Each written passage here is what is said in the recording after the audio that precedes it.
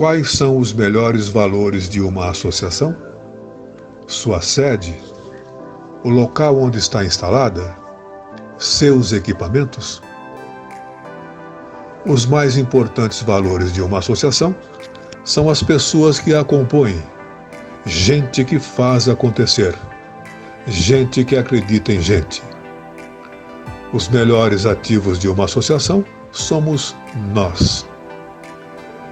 Estávamos lá na noite de 23 de junho de 1995. Colocamos o marco que hoje é nossa ALEASP, a Associação Leste dos Profissionais de Engenharia e Arquitetura da cidade de São Paulo. Nasceu sob testemunho de 13 pioneiros visionários, com o firme propósito de ser grande, porque os mais obstinados estavam lá. Acreditaram e entenderam a necessidade de lutarem unidos, almejando melhores condições para exercerem as suas profissões e atingir um objetivo comum. Sim, atingimos a marca dos 25 anos de história.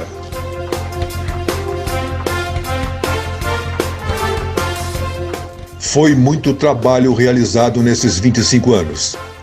Tivemos diversas conquistas, todas conseguidas com esforço mútuo. Mais vitórias do que derrotas. Mas tudo valeu e vale muito.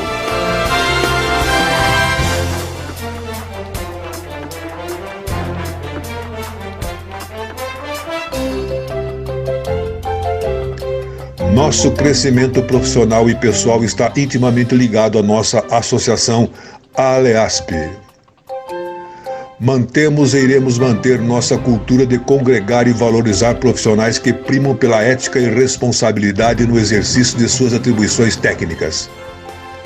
25 anos da ALEASP. Você é nosso protagonista e está escrevendo essa história conosco.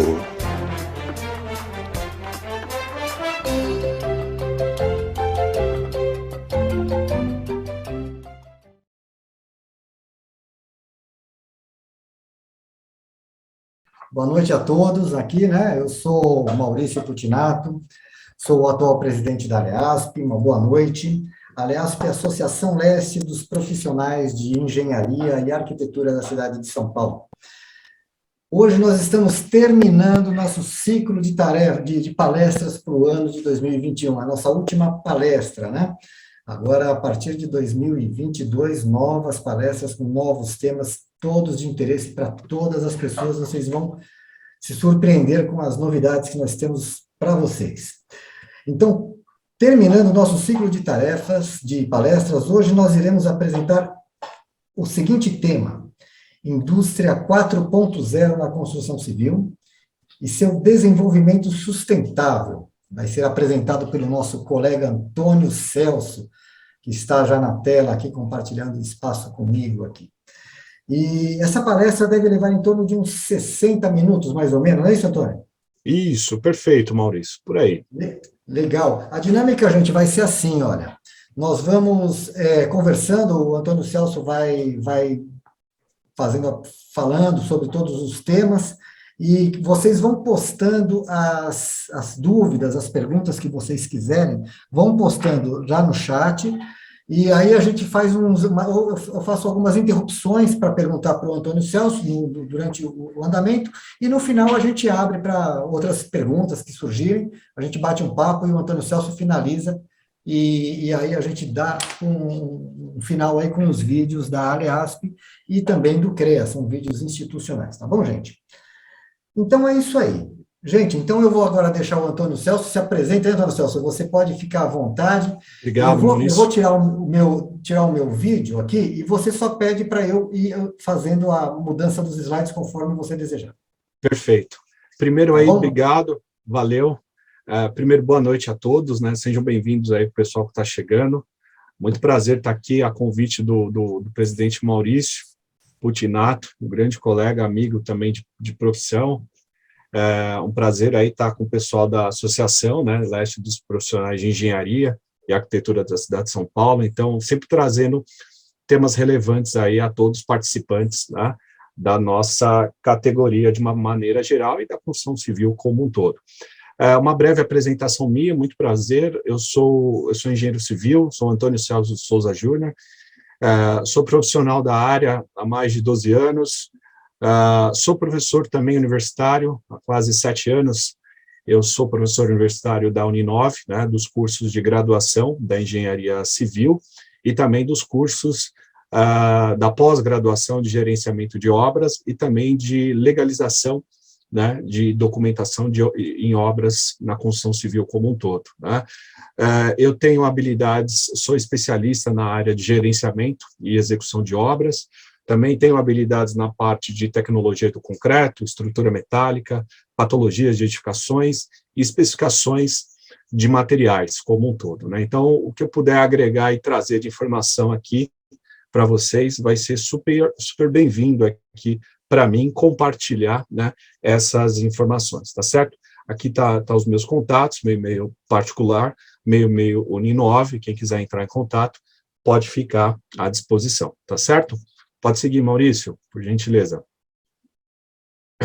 Aqui uma breve apresentação sobre o nosso tema, né? O nosso tema é um tema muito importante, que inclusive está sendo muito discutido e falado, né? Acabamos de ter aí a COP26, né, em Glasgow, na Escócia, sobre as questões da sustentabilidade, né, o desenvolvimento sustentável de uma maneira geral, e isso atinge diretamente a cadeia da construção civil. Né? Antigamente a gente tinha aquela visão que a sustentabilidade era algo um pouco distante, que obra era a utilização de recursos naturais, etc., e deixa o pessoal da sustentabilidade para lá, né? Hoje em dia a gente viu, esse cenário mudou completamente, então a ideia, além de trazer um pouco da indústria 4.0 para vocês, é trazer essa abordagem da sustentabilidade, que é extremamente importante e não tem mais volta, né? Então, se a gente pensar aí que hoje a escassez de materiais, né, sem contar a questão da pandemia, né,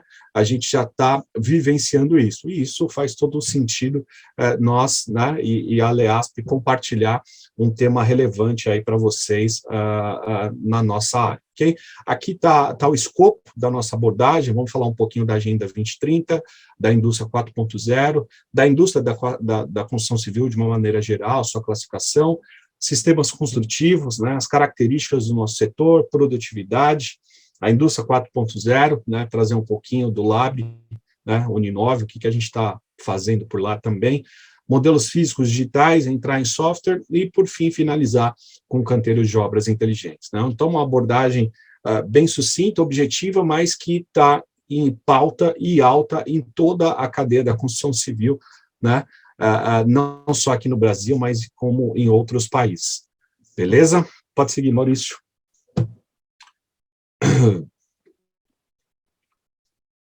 Pode passar aí, Maurício, por gentileza. Perfeito. Bom, pessoal, vamos lá. Não, um slide anterior, por gentileza.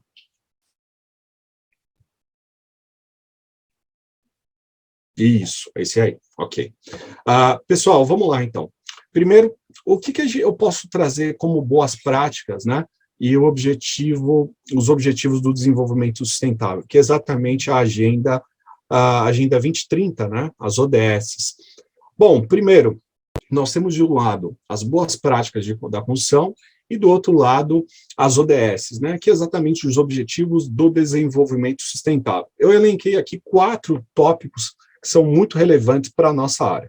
Primeiro, mundo cada vez mais conectado e global, né? Hoje a gente não tem mais fronteiras, né? Então a tecnologia, a comunicação permitiu que nós tivéssemos aí o pleno exercício da nossa cidadania em qualquer cidade do mundo, vamos dizer assim, né? Então, segundo item, a responsabilidade social, ela passa a se tornar um vetor estratégico, né, na atuação de empresas, ou seja, a gente percebeu isso muito claro agora na pandemia, né, o quanto que a responsabilidade social das empresas e também das pessoas não puderam contribuir, tá certo, com pessoas de extrema carência, né, ou até mesmo pobreza mesmo, o quanto que foi benéfico ajudar essas pessoas. Então, essas empresas, é lógico, no fundo, a gente percebe que existe um interesse grande da questão do marketing, né? Isso também é ok quanto a isso, mas é claro, né, que se a gente não tiver essa responsabilidade social, isso acaba também, de uma certa forma, prejudicando a imagem da nossa empresa, né? Seja uma empresa de pequeno, médio ou grande porte, tá certo? Terceiro item, essa aproximação não tem outra forma. O que vai acontecer? Entidades, comunidades, pessoas, vai exigir aí uma nova forma de fazer negócios, né? Demandas dos cidadãos. Então, a gente começa a perceber que essa aproximação da parte estratégica, né, da parte comercial das empresas, próximas comunidades, regiões carentes, são extremamente importantes também para as empresas de uma certa forma, né? Então, você cria uma estratégia empresarial onde você atrai investidor, atrai financiadores, né, consumidores, fornecedores e trabalhadores, ou seja, você acaba engajando toda uma cadeia, né, e todo mundo, vamos dizer assim, acaba ganhando um pouco com isso, né? Então, essa questão da responsabilidade social, ela acaba se tornando aí um vetor estratégico, né, para a gente lidar com as questões da sociedade como um todo, né? Não adianta a gente vir aqui, dar excelentes ideias, temas, desenvolvimento da engenharia civil, se nós temos uma infraestrutura extremamente deficitária, né, e pessoas que não têm também capacidade de aquisição. Então, não vai adiantar nada. Então, o que eu quero deixar aqui para vocês como norteador, né, é que essa questão da sociedade, ela também está junto com a indústria da construção civil, não tem como a gente negar isso, né? Então, se a construção civil está em alta, mas se a nossa, né, se o nosso PIB ou o nosso desenvolvimento como sociedade está enfraquecido, vai ter facilidade, vai ter oferta, né? Vai ter oferta demais no mercado, né? Então, a gente está percebendo isso agora, um monte de produtos de construtoras, por exemplo, parado, né? Exatamente devido à instabilidade política e econômica do país. A gente começa a perceber que as coisas têm que andar iguais, senão não adianta, ok? Pode seguir, Maurício.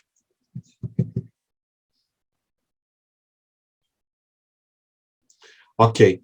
Agenda 2030, só para vocês entenderem. Agenda 2030, né, que são as ODS, são os Objetivos de Desenvolvimento Sustentável, eles pactuaram isso em 2015, tá, em Nova York, onde juntou sociedade civil, setor privado, cidades, estados e países, e isso aconteceu em setembro, né, de 2015, em Nova York. Então, os grandes líderes, né, da política e economia, eles sentaram, né, e criaram essa agenda, uma agenda ambiciosa, que é basicamente 17 itens, né, 17 ODS, é por isso que vocês podem ouvir na mídia ou em livros, né, o que são as ODS, né? Está todo mundo falando de ODS, é basicamente a sigla, né, Objetivos do Desenvolvimento Sustentável. Então, as grandes potências econômicas se juntaram na ONU em 2015, e aí eles criaram a estratégia das 17 ODS, né, os Objetivos de Desenvolvimento Sustentável, onde a premissa principal, a primeira, né, é com a erradicação da pobreza. Pode passar, Maurício, por gentileza.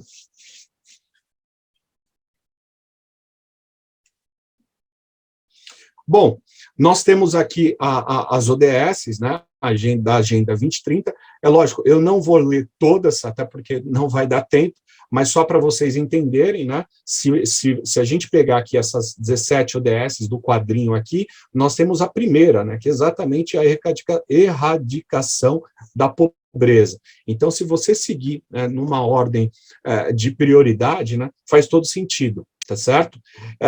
Por que eu coloquei aqui as 17 ODS? Porque, indiretamente, ela também está inserida, né, no nosso ramo, na indústria da construção como um todo, né? Por quê? Eu tenho item 1, item 2, item 3, saúde e bem-estar, item 4, educação e qualidade, né? Pô, mas o que tem a ver educação e qualidade com a nossa indústria? Tem tudo a ver, né? Se a gente eu vou mostrar um pouquinho mais para frente, os gargalos, né, da indústria da construção são gigantescos, principalmente em função da nossa péssima qualidade de mão de obra, né? Então, tem tudo a ver qualidade e educação. Depois, item 6, né?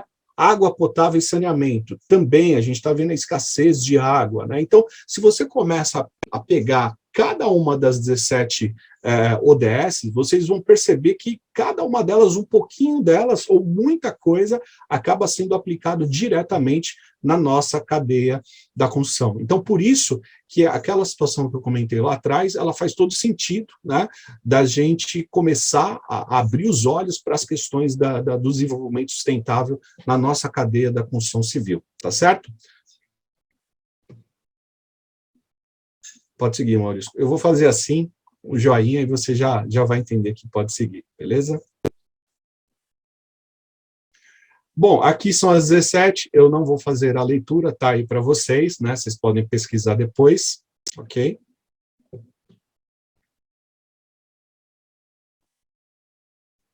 Pode seguir, Maurício. Aí, ok. Bom, logo aí tem 3, né? A ODS 3. ODS 3, saúde e bem-estar, né? Pode voltar um pouquinho, Maurício. Isso, aí, beleza. Saúde e bem-estar. Olha só como eu comentei que faz todo sentido todas as ODSs que pertencentes, né, à nossa área. Saúde e bem-estar. Um dos maiores desafios da construção civil, né, é assegurar o uso constante e correto dos equipamentos de segurança no canteiro de obra, né? Conscientizar o trabalhador sobre a importância de utilizar esses equipamentos. Não é à toa que a NR18, né, ela, depois de muito custo, depois de muitas mortes, né, se a indústria da construção civil estava entre segundo e terceiro ranking em maior quantidade de mortes, né, em acidentes do trabalho, né, e graças a Deus a gente conseguiu reverter isso de uma certa forma, né, com os técnicos de segurança, né, com os profissionais de engenharia, pós-graduados aí em segurança do trabalho, mas se a gente pegar, né, sei lá, uns 10 anos atrás, era cena de terror, né, então cada dia a gente via cada acidente, né, enfim, vídeos sendo compartilhados aí, e hoje, graças a Deus, a gente conseguiu reduzir drasticamente. Não é à toa, né, que a ODS 20, a Agenda 2030, coloca a ODS 3 como saúde e bem-estar, né, como um dos itens principais para cumprimento, né, da Agenda 2030. Pessoal, a Agenda 2030, eu acabei não comentando, mas é basicamente o ano, né, é a data, né, no ano de 2030, esses responsáveis nessas grandes empresas, não, isso também, mas os grandes líderes, né, econômicos, os países, né, que criaram as 17 ODSs, a intenção deles é fazer cumprir, né, nos 15 anos, ela foi criada em 2015, essas 17, então eles têm 15 anos que não tem mais, né, a gente está em 2021, 9 anos aí para fazer cumprir, né, essas 17 ODSs, tá certo? Ok? Pode seguir.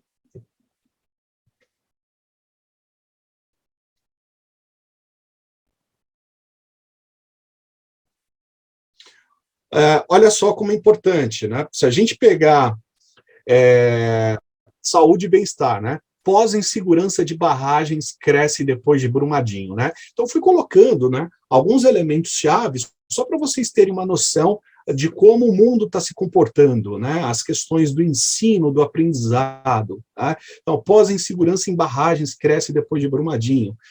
Item embaixo, item recente, ó, matéria desse ano, março desse ano. Nova geração leva empreendedorismo de impacto para o setor de habitação. Lembra a questão lá atrás que eu comentei? Sobre a questão social, da sociedade. Então, é isso. Então, as pessoas começam a se movimentar também, as associações de classe, né? Associações também não sem fins lucrativos, começa a levar as questões da habilidade técnica que cada um tem para o empreendedorismo social, de impacto, principalmente nas regiões carentes da cidade de São Paulo. E tudo isso gera, de uma certa forma, empregos indiretos para todos, né? Para todo mundo. Isso é muito bom. Então, você pode perceber que toda a ação aplicada também à sociedade, né? Por mais que você, diretamente, você não está ganhando ali um valor, vamos dizer assim, para aquilo, mas indiretamente a sua cidade está ganhando muito, né? Diminuindo criminalidade, tendo acesso a emprego, a conhecimento de pessoas carentes. Então, isso favorece também o convívio e bem-estar das pessoas nas cidades, tá certo? Pode seguir?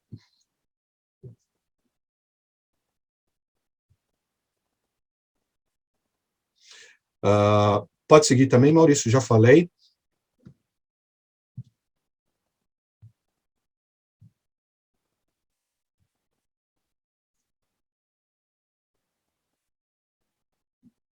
Maurício, pode seguir. Isso, aí, ok. Não, volta uma, por gentileza. Não sei se é o meu delay aqui que está demorando para chegar. Isso, aí, ok, aí. Obrigado. Desculpa, pessoal, mas tive que compartilhar a apresentação com o Maurício por uma questão técnica aqui, mas Não, vamos lá. é rapidinho, é só colocando que esse delay que está acontecendo, você dá o aceno para eu mudar, eu mudo imediatamente, mas leva acho que uns 4 segundos para você entender aí, tá? Entendi, Tá, mas tá. desculpa aí, né? Você só espera um pouquinho, peço paciência para todos. Esse Entendi, atrasozinho não é culpa nossa, não, é o delay do próprio entendi. equipamento, tá? Tá, não, tranquilo, tranquilo. Bom, falando um pouquinho, pessoal, da ODS 4, olha só como é interessante, ó. Assegurar a educação, inclusive equitativa e de qualidade, e promover oportunidade de aprendizagem ao longo da vida para todos, né? Então, a gente começa, eu peguei alguns recortes, né, dos jornais desse ano. Primeiro, pandemia aumenta interesse por cursos na área da saúde. Deputados da bancada da educação querem edital do 5G. Na realidade, já foi até aprovado, né? Então, você começa a verificar que as demandas de infraestrutura começam a surgir em função do quê? De uma obrigatoriedade, não é porque os nossos deputados são bonzinhos, não, tá? É porque isso também está dentro das questões da ODS 2030, porque o Brasil faz parte também da ONU. E se o Brasil não cumpre com essas questões, fica feio, né? A nossa imagem lá para fora. Então, você pode começar a perceber, né, que essas ações, né, elas acabam sendo que, ainda bem, né, que existem esses órgãos internacionais que meio que colocam, olha, se você não cumprir isso, né, sua meta de pobreza, abastecimento, infraestrutura, você está fora da ONU. É basicamente isso, né? A gente tem aí como cumprir, foi aprovado agora, já foi inclusive leiloado, né? Ainda bem que isso está avançando. Próxima imagem aqui. Pandemia pode fazer com que 70% das crianças do Brasil não aprendem a ler e a escrever. A gente pôde perceber isso, né? Se a gente pensar aí que as escolas estaduais, algumas municipais, ficaram até hoje, né? O pessoal ainda está patinando aí para disponibilizar tablet para a criançada para estudo, né? Na minha opinião, a internet é um item que tem que estar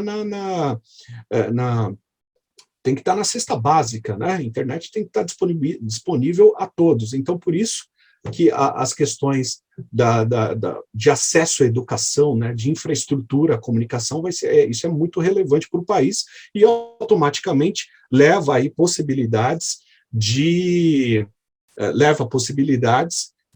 novos empregos, né? A área das telecomunicações vai vir com tudo agora, então a demanda por engenheiros vai ser expressiva, né, aqui no nosso país, né? Item 6 da ODS, né? Água, né? Água potável, saneamento, né? Então, a água é um elemento extremamente importante para tudo, né? A gente passou, inclusive, por quase alguns locais aí escassez, não é à toa que também está presente na ODS, né? É ODS 6, água potável e saneamento.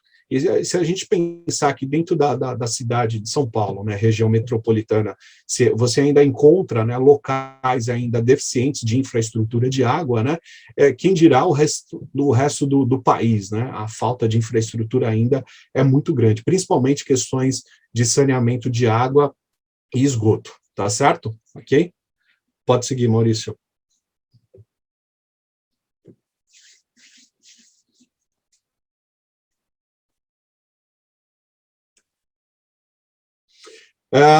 Nessa ODS 6 e 7, ODS 6 água, ODS 7 energia limpa.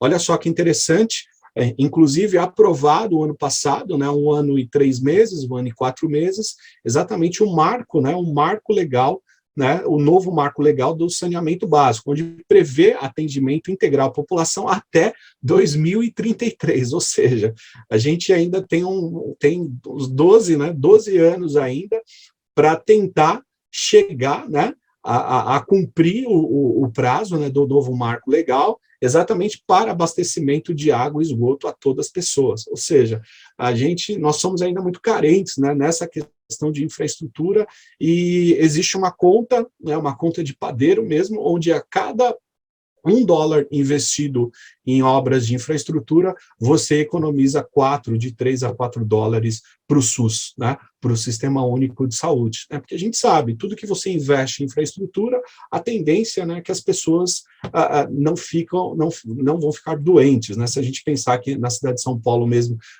algumas ruas ainda encontra, né, esgoto a céu aberto, e isso favorece a multiplicação de doenças, etc., e pessoas, né, pessoal, criança, carente ali, brincando e etc., isso com certeza vai trazer dano muito expressivo. Né? Então, vocês começam a perceber que a indústria da construção civil é muito mais do que fazer projeto, construir, tá? Então, eu estou passando de uma forma muito macro aqui, e com vocês ter uma visão, né, focada no que está sendo solicitado, né, no mercado, o que está sendo exigido agora com essas questões, com essas novas demandas, principalmente com as questões agora da pandemia. É até engraçado, o pessoal fala, na pandemia, ela revelou situações que a gente já conhecia, né? A gente já sabia que a gente não tinha infra de internet.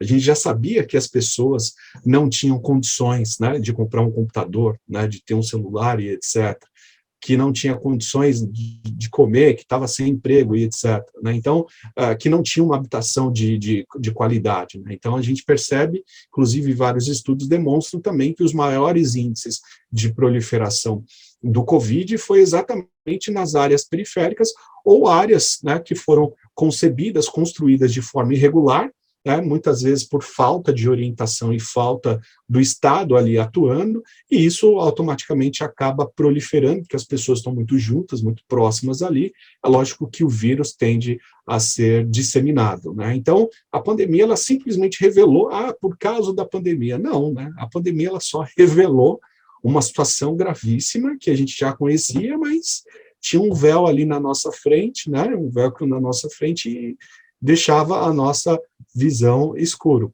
tá certo? Ok? Pode seguir aí, Maurício. Exato, quem tiver alguma dúvida também, pessoal, pode interromper, pode perguntar, tá certo? ODS 7, energia limpa, né? Isso, o Brasil também tem uma boa expressão lá fora, tá certo?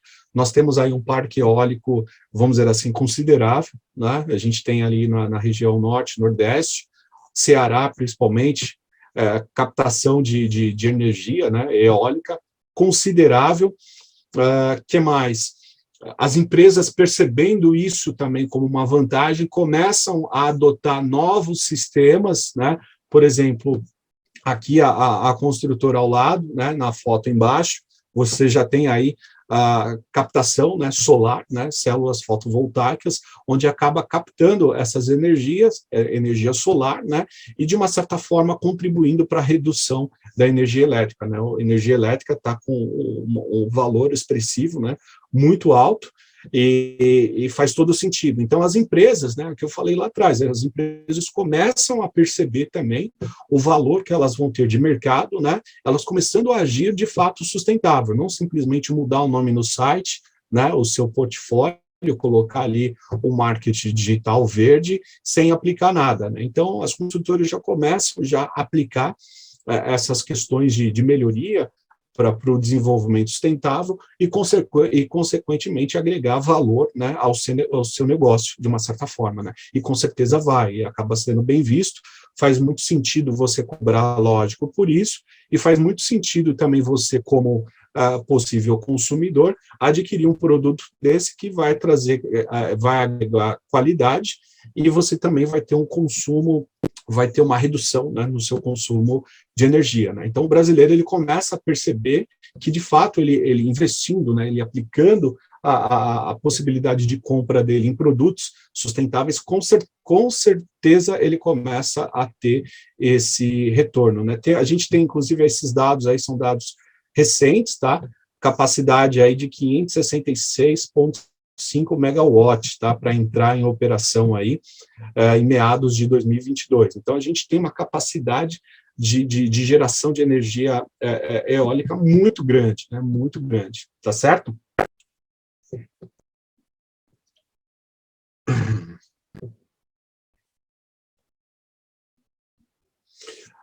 Bom, ODS 11, cidades e comunidades sustentáveis, creio eu que vocês já devem ter ouvido falar sobre Smart Cities, né? Cidades inteligentes. Eu faço parte do mestrado, né? Sou aluno também do mestrado da Uninove, o mestrado Stricto Sensu, que é um mestrado acadêmico, né? Do curso de Cidades Inteligentes Sustentáveis. Então, a gente estuda, né, muito isso, sobre as questões da sociedade, do planejamento urbano e como a tecnologia, né, aliada ao gestor público, pode contribuir para as melhores, né, condições em uma cidade. Quando a gente fala de cidades inteligentes, pessoal, é muito mais do que um semáforo inteligente, do que uma luz, né, um poste, né, de energia, de luz pública ligar às 6, 7 horas da noite. É muito mais que isso. Quando a gente pensa cidades inteligentes, a cidade está interconectada, né? Então, a partir do momento que você começa a ter essa informação, né, de demanda pelo usuário, vou dar um exemplo aqui, mobilidade, né? Mobilidade é um exemplo muito fácil e que pode ser muito bem aplicado, né? De que forma? Você tem o seu celular, então eu consigo fazer o rastreamento e verificar quais os principais gargalos, né, do trânsito da cidade de São Paulo. Todo mundo já sabe, lógico, né,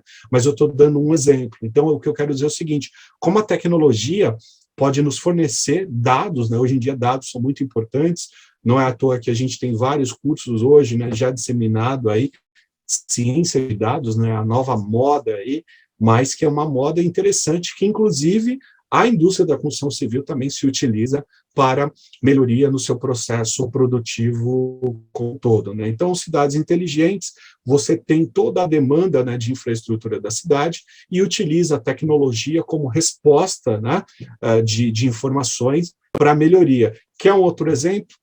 Vou te dar agora, né? Imagina você passando com o seu celular, com o aplicativo ligado, na sua rua.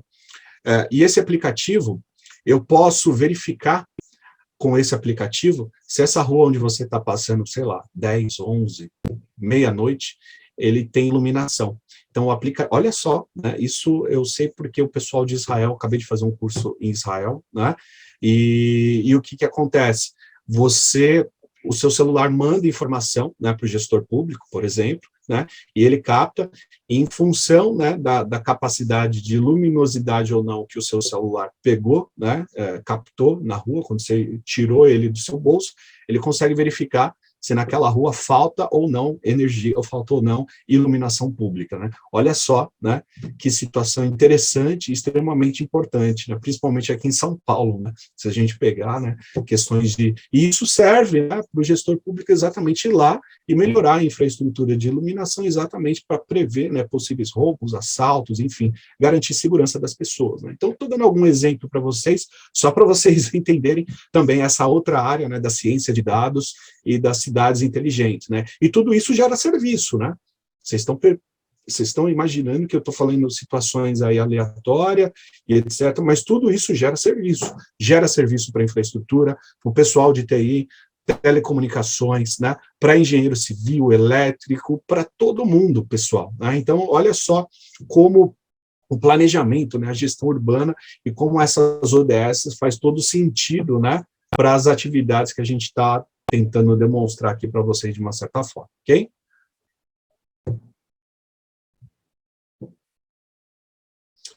Legal. Eu pulo aqui para a ODS 12, né? Não é à toa, consumo e produção responsável, né? Faz todo sentido a gente falar desse item, né? Até porque até 2030, em função da Agenda 2030, gestão sustentável e o uso eficiente dos recursos naturais. Olha só, se a própria ONU, né, criou na Agenda 2030, no ano de 2030, que na ODS 12 a gente tem que ter o consumo e produção responsável, nós temos que, com certeza, seguir isso. Até porque eu até coloco uma imagem abaixo, né, o item 12.6, ó, a estrofe aí 12.6. Incentivar as empresas, especialmente as empresas grandes e transnacionais, a adotar práticas sustentáveis e integrar informações de sustentabilidade em seu ciclo de relatório, né? Todo sentido. Quer mais um exemplo? Olha aí embaixo, né? Caçamba, né? Então, isso daí não tem nada a ver, não estou vendo sentido, né, nessa informação. Faz todo sentido. Olha só, né? Uma caçamba hoje em São Paulo, quanto é que é? Estou falando de uma caçamba certificada, não é essa caçamba irregular, né? Uma caçamba que tem um CADRE, que tem a LURB, né, por trás, cadastro, você vai pagar de 330 a 350 reais, não é verdade? Então, olha só o preço, né? Como subiu, né, esse custo, né, exatamente para absorver, né, as demolições que nós temos na construção civil, né? Então, antigamente isso era um valor irrisório, até porque era disponibilizado em locais inadequados. Então, hoje em dia, o que eu quero dizer? Cada vez mais projetos alinhados, sustentáveis, utilização maior possível, né, dos resíduos de demolição de construção, com certeza você vai ter também uma economia, né? Pode ter certeza disso. Se você pensar que hoje, para você ter uma concepção de uma nova edificação, o que você tem que fazer, né?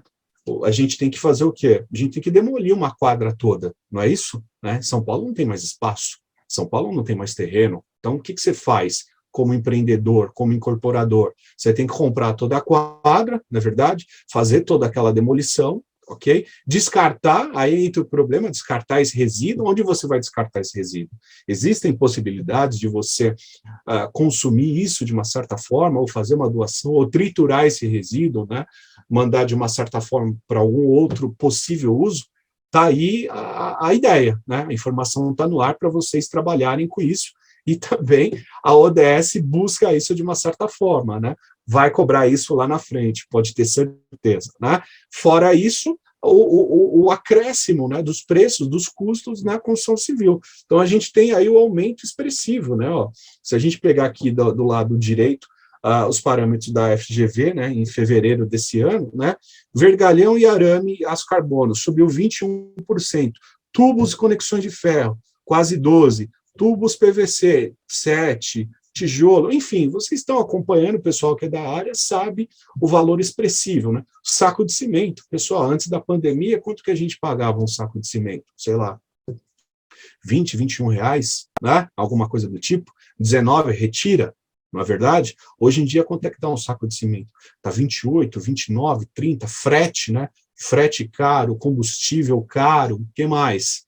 Estrada, né? Esburacada, né? O maior valor do saco de cimento é o quê? É o frete, né? Só para você ter noção, eu já trabalhei na BCP, na Associação Brasileira de Cimento Portland, né, como analista químico, então eu conheço toda a cadeia de produção do cimento, né? E posso afirmar para você que o cimento ele sai ali, o seu custo em torno de 14, 15 reais, né? E ele chega para nós praticamente o dobro, né? Porque o cimento, além de material perecível, material pesado, né? E a sua logística é extremamente difícil, né? Fazer chegar cimento, né, do norte a sul não é tarefa fácil, mas a indústria de cimento consegue isso, né? Ela é bem amparada, tem boas estruturas para isso. Mas o que eu quero dizer é em relação aos custos, né? Cada vez mais aumentando, frete, combustível, então o material também explode, tá certo? Pode seguir.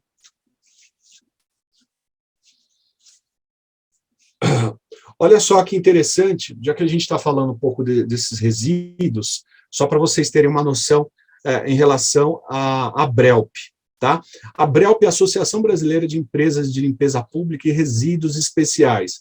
Só para você ter uma noção, a geração RSU, né, resíduos sólidos urbanos, entre os períodos de 2010 e 2019, a gente teve um aumento considerável, né, um incremento de 67 para 79 milhões de toneladas a ano, tá certo? Por sua vez, a geração per capita, né, a gente saiu de 348 quilos por pessoa, tá certo? E a gente já está aí beirando quase 400 quilos, né, por pessoa no ano. É muita coisa, né, pessoal?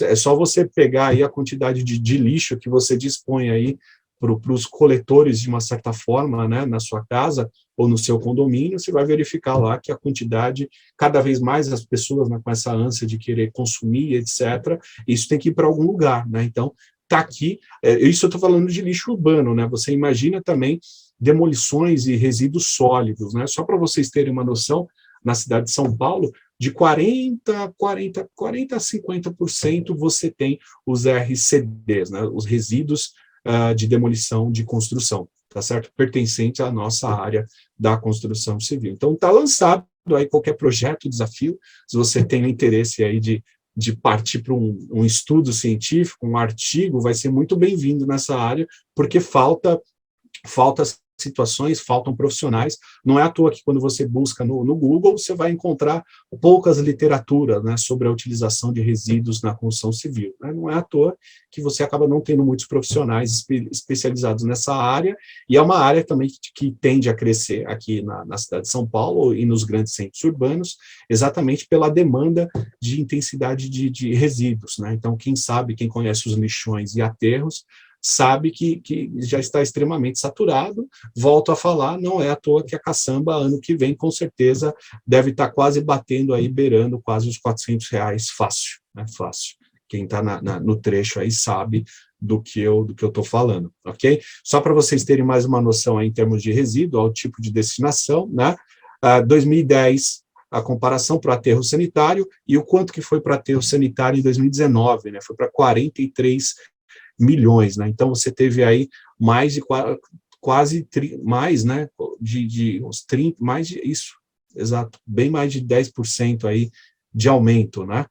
Então você tem aí um aumento considerável. E embaixo, ó, o gráfico embaixo, não sei se vocês conseguem, eu acho que dá para ler sim, a disposição final, né, dos resíduos sólidos urbanos nas regiões por destinação, né? Então a gente tem aí o Sudeste, né, batendo também o recorde, né, em 2010.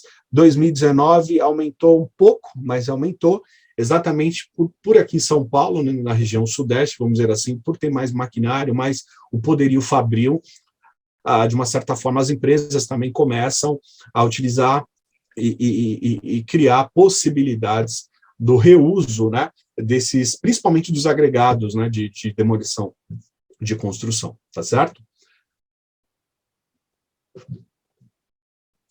Próximo, coletados também no município. Esse daqui é bem interessante também, ó, onde você tem a coleta, né, do RCD pelos municípios, né? Então, pode perceber também um aumento significativo, tá certo? Ó, coleta total do ano, no gráfico do lado esquerdo, né?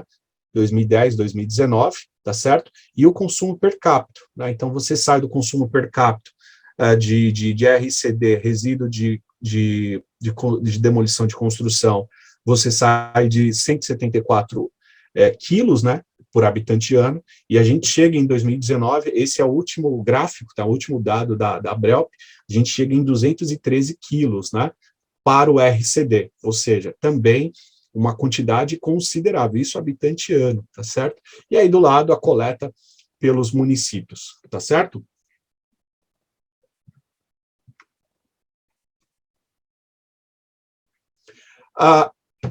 Faz todo sentido vocês terem essa noção, exatamente por essa situação aqui. Um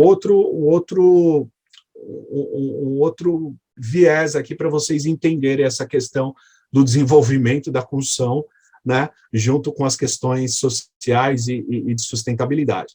Primeiro, aumento expressivo da população urbana, né?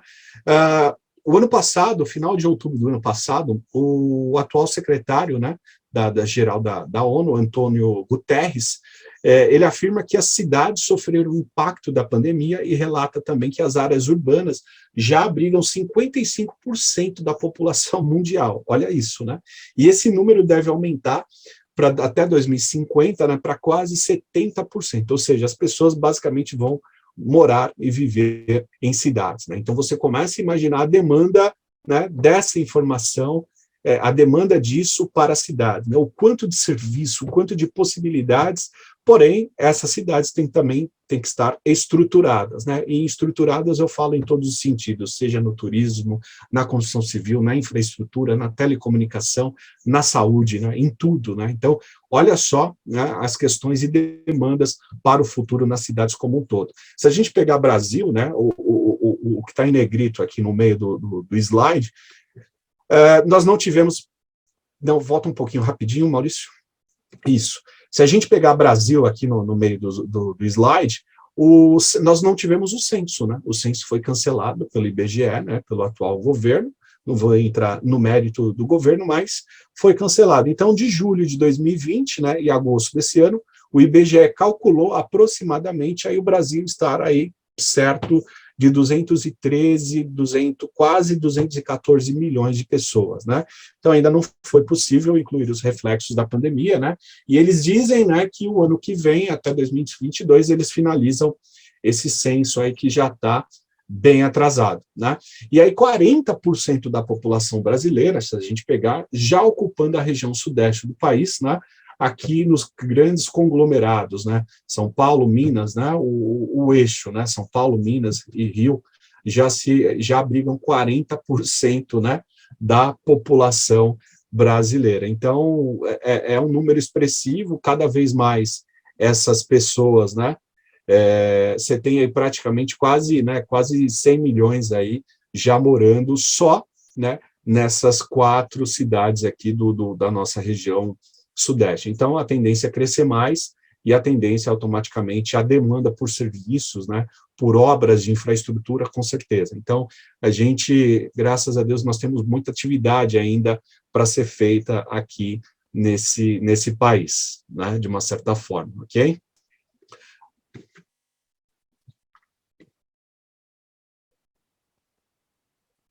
Bom, aqui muito rápido para a gente entender, eu volto um pouco com a ODS 4, Educação e Qualidade, faz todo sentido a gente relatar, até porque esse é o último dado também do Sinduscom, né, em termos da qualidade do grau de instrução da nossa mão de obra, né? Se a gente pegar aí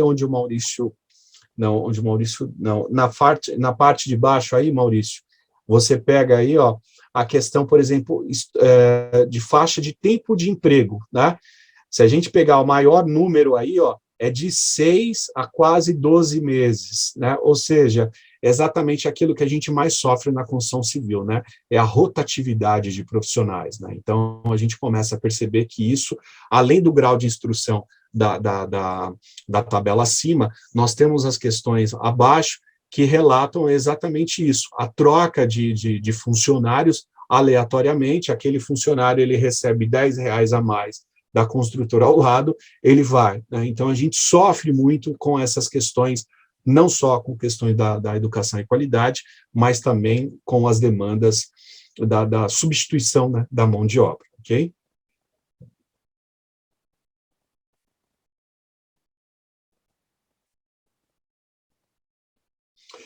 Bom, só para vocês entenderem, né, a indústria 4.0 na construção civil, agora a gente já começa a ir um pouco mais para a nossa área, né?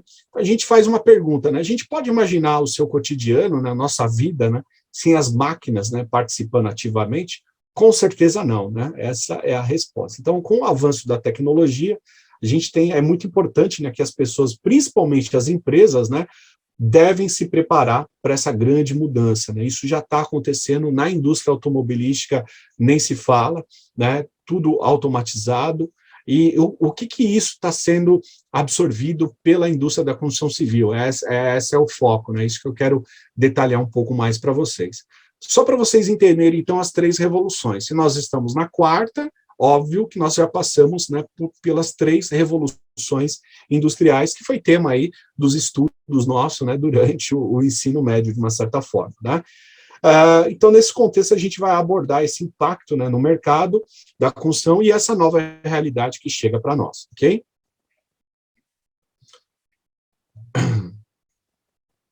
Primeiro, né, o que é a indústria da construção civil? Bem rápido, um conceito rápido. Então, antes de abordar brevemente a indústria, a gente deve, né, comentar as 3 revoluções que nós tivemos. Primeiro, evolução mecânica, né? Então, a gente tem lá no século XVIII, né, entre o século XVII e o século XVIII, a máquinas a motores, né, o vapor, né? Então, a Maria Fumaça lá da vida que a gente via, né, produção de forma mecânica a vapor começa a se espalhar pelo mundo. Depois, em 1900, você tem aí as fábricas já utilizando das revoluções elétricas, tá certo? Depois, em 1970, você tem aí os primeiros computadores, né, IBM chegando, tá certo?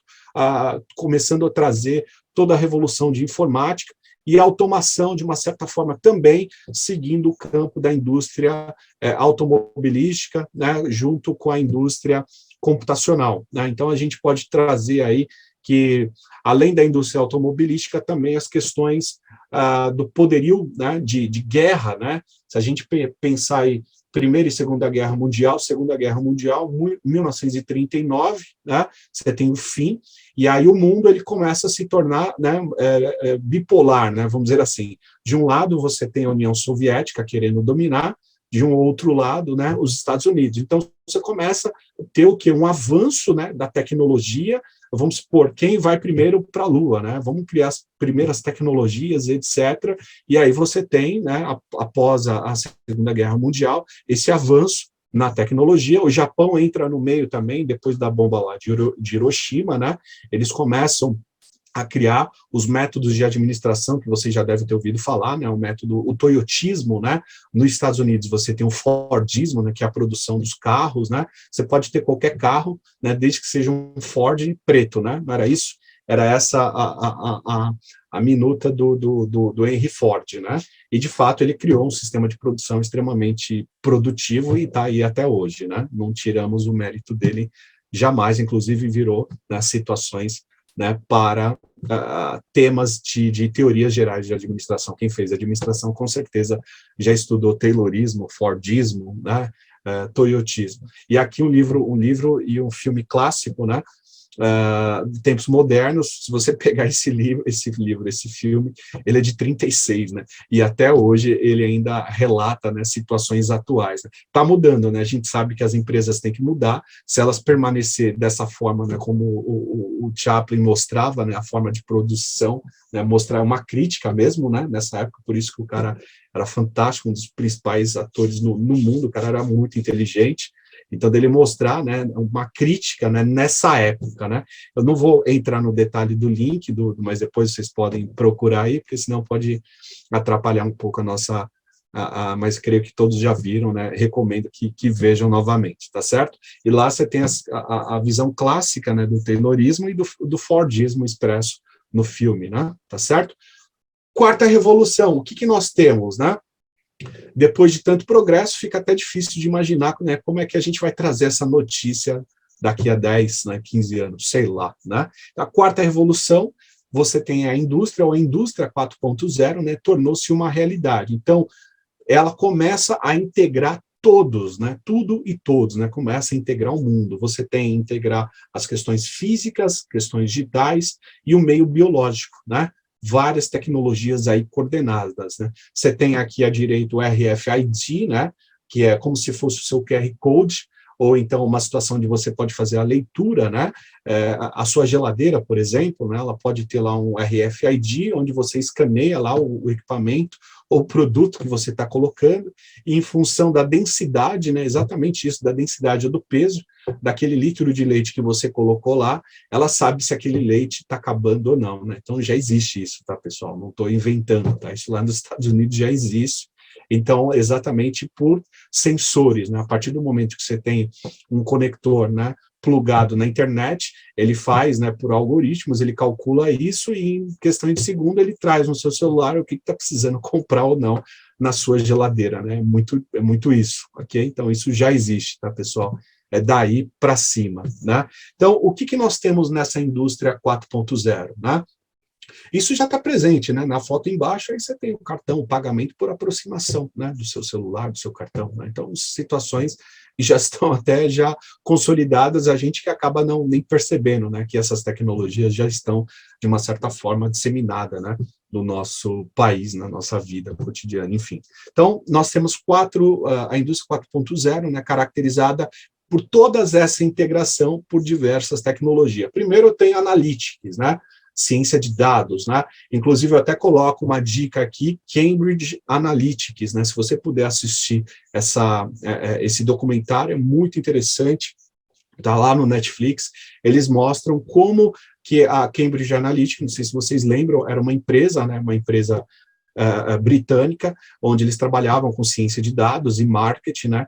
E aí o Donald Trump contratou eles, né, para fazer toda a captação, né, junto ao Facebook e começar a jogar, né, imagens ruins da adversária dele, que no caso ela era a Hillary Clinton, né? E não é à toa que ele ganhou, né? Não estou falando que ele ganhou por causa disso, né? Mas um dos itens, né? Inclusive essa empresa foi caçada, né? Foi multada e descobriram que por meio do roubo, né? Dos dados, eles acabavam direcionando imagens ruins. Então falaram, eu não vou votar nessa pessoa, eu vou votar na outra, né? Então olha só como você pode utilizar tanta ciência de dados para o bem, né, ou para o mal, enfim, ou para qualquer coisa, né? Então, olha só como é que nós estamos. Nós temos também a parte robótica, né, computação cognitiva, o IoT, Internet das Coisas, né, que é a sigla, né, Internet of Things, Internet das Coisas, o RFID, que é a rádio, né, é um termo em inglês, né, radiofrequência de identificação, né, essa é a identificação. Então, olha só como a indústria, ela consegue, quando eu falo indústria, é tudo, tá, pessoal? Indústria de manufatura de carro, de moto, enfim, de tudo que você imaginar e também da nossa área, tá? Não foge disso, porque a tecnologia empregada é a mesma, né? Só a concepção do produto final é outro, mas a ideia, né, os algoritmos, né, a ciência de dados trabalham da mesma forma, ok?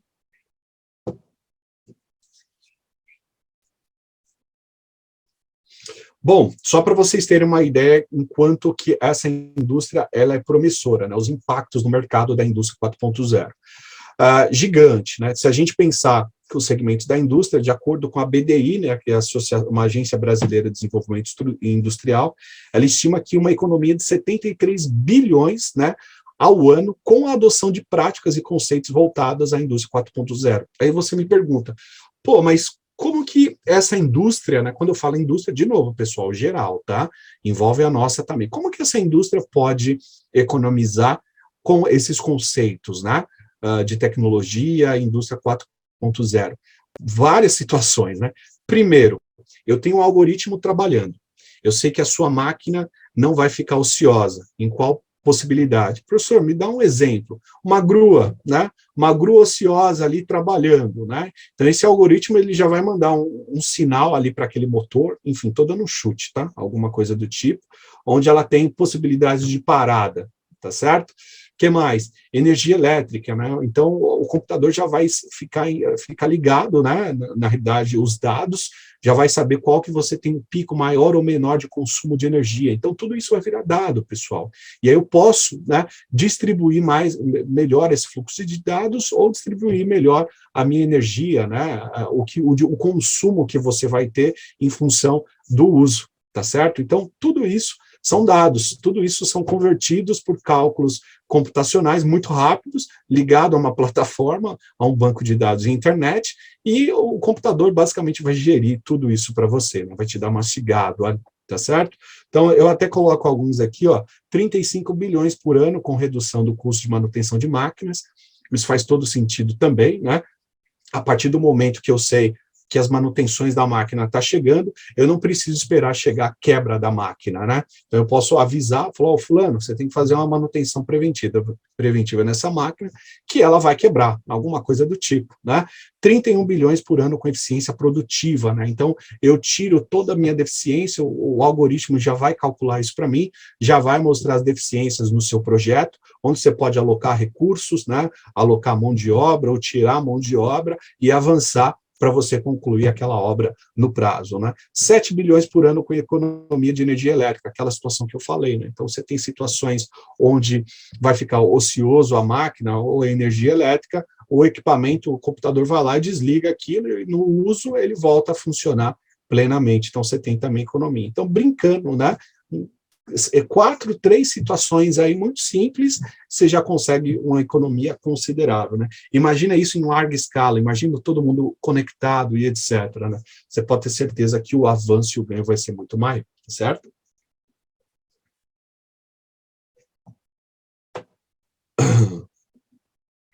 Bom, e aí a gente entra na classificação da construção civil. Eu vou passar um pouco mais rápido isso daqui, porque isso aqui você já tem, imagino eu, habilidade. Vamos lá. A indústria da construção civil ela está classificada pelo CNAE, né? Que é a classificação, tá certo, nacional de atividades econômicas, tá certo? É o KNAI. Todo mundo fala o KNAI, que é o KNAI. Qual que é meu KNAI? O que é o KNAI, né? Classificação Nacional das Atividades Econômicas. A nossa área da construção civil é o KNAI 2.0, tá? Que é o KNAI da construção civil, né? Da nossa indústria, né? Então, nele, basicamente, a gente separa construção leve e construção pesada, né? Construção leve, você tem prédios residenciais, comerciais, condomínio, shopping, habitação. Construção pesada, né? De maior porte, vamos dizer assim, obras de infraestrutura, né? Então, você tem saneamento, energia elétrica, barragens, rodovias, enfim, indústrias de grande porte, né? Então, é basicamente assim que o KNAI 2.0, né, que é o nosso KNAI da indústria da construção civil, que classifica as nossas atividades. No próximo, eu detalho um pouquinho mais. Aqui, ó, olha só que interessante esse fluxograma, né? Então, se você pegar o fluxograma, por isso que, pessoal, quando nós tivemos aí a Lava Jato, né, em 2015, por isso que derrubou, né, muita empresa, né, porque olha só, né, as ramificações da indústria da construção é muito grande, né, então se a gente pegar aí, ó, eu não vou nem para a construção, vamos para a questão extrativista, né, o que seria extrativista, professor? Minérios, né, por exemplo, agregados, né, se a gente pegar hoje, quando você paga no metro cúbico de uma brita, de uma areia, né, hoje, caríssimo, né? Está 110, 120, 130 reais, né? Ao passo que você pegar isso há uns 3, 4 anos, sei lá, você vai pagar quanto? 70, 80 reais, né? Aumentando muito, ou seja, mais uma vez, escassez, né, de matéria-prima, né? Vamos para F, né? E aí eu tenho na parte F, a parte de construção, e aí onde eu vou destrinchar esse meu fluxograma, né? KNAI 42, a parte de infraestrutura, né? Obras de grande porte, KNAI 41, construção de edifícios, né, basicamente onde todos estão inseridos aqui na cidade de São Paulo, e o outro lado, o lado direito, que na 43, é basicamente os serviços especializados, né, onde você tem desde a preparação do terreno, obra de acabamento, aí onde entra os projetos, né, os serviços especializados, né, projeto elétrico, hidráulico, estrutural, né, laudos, né? Então ela é bem separada, muito provável você tá inserido, né, em alguns desses KNAIs aí, depois vocês falam quais são, mas com certeza vocês estão inseridos em algum desses aí, ok? Voltando para a questão aí do setor, né, olha só que interessante esse slide, por isso que eu falei da Lava Jato lá atrás, em 2015, olha só o quanto que a indústria, né, da construção civil é o calcanhar de Aquiles, né, se a gente pegar o nosso PIB, que é o Produto Interno Bruto, a gente tem aí qual que é a participação do nosso PIB na indústria da construção civil, esse ano vai ser considerável, né? O pessoal está chegando aí falando que vai bater de 12%, 13%, 14%, vamos esperar, né? Vamos esperar para ver. Por isso que quando derruba, né, nossa classe, a nossa categoria, vai lá para baixo os empregos, com certeza, porque a gente arrasta muito emprego, né? Então, tudo que você pode, todo governo que possa investir em infraestruturas, em obras de infraestruturas, você pode ter certeza que vai arrastar uma quantidade de geração de empregos considerável, né? Então, por isso que o setor nosso, né, aqui a gente está olhando, produtores de matéria-prima, aí você tem areia, madeira, aço, cimento, depois você tem com esse matéria-prima, que já emprega pessoas, você parte para o produto acabado, né? Onde você pega areia, brita, cimento, transforma no concreto, né? Tubos e conexões, pega material, né? PVC, plástico, etc. Fiação, a parte de extração, mineração, cobre, né? Tintas, né, a parte da indústria química, eu costumo falar que a indústria mecânica e a indústria química, a construção civil não seria nada, né? Indústria mecânica e indústria química está lado a lado. Por isso que hoje, pessoal, nós temos que ter o quê? Habilidades multidisciplinares, né? Sai ali do seu café com leite, ali do arroz com feijão, você tem que ter uma habilidade multidisciplinar, né? Principalmente querendo ficar em São Paulo, onde você tem que matar 50 milhões de leões por dia, né? Você tem que ter um diferencial. Qual que é o seu diferencial, né? Então, quanto mais você se especializar, buscar informação, com certeza você vai ter um retorno maior com isso. Então, hoje em dia não tem, eu tenho habilidade nisso. Tudo bem, você pode até ter certa habilidade, mas o conhecimento como um todo, com certeza você tem que ter, né? Eu dou aula de materiais de construção também, né? Eu dou aula de tecnologia de concreto, enfim, traço, né, materiais, aula de argamassa, concreto, bloco, enfim. Então, a gente acaba tendo que ter outras habilidades porque isso faz muito sentido e nos ajuda também, né, durante o dia nas obras de uma maneira geral, tá certo?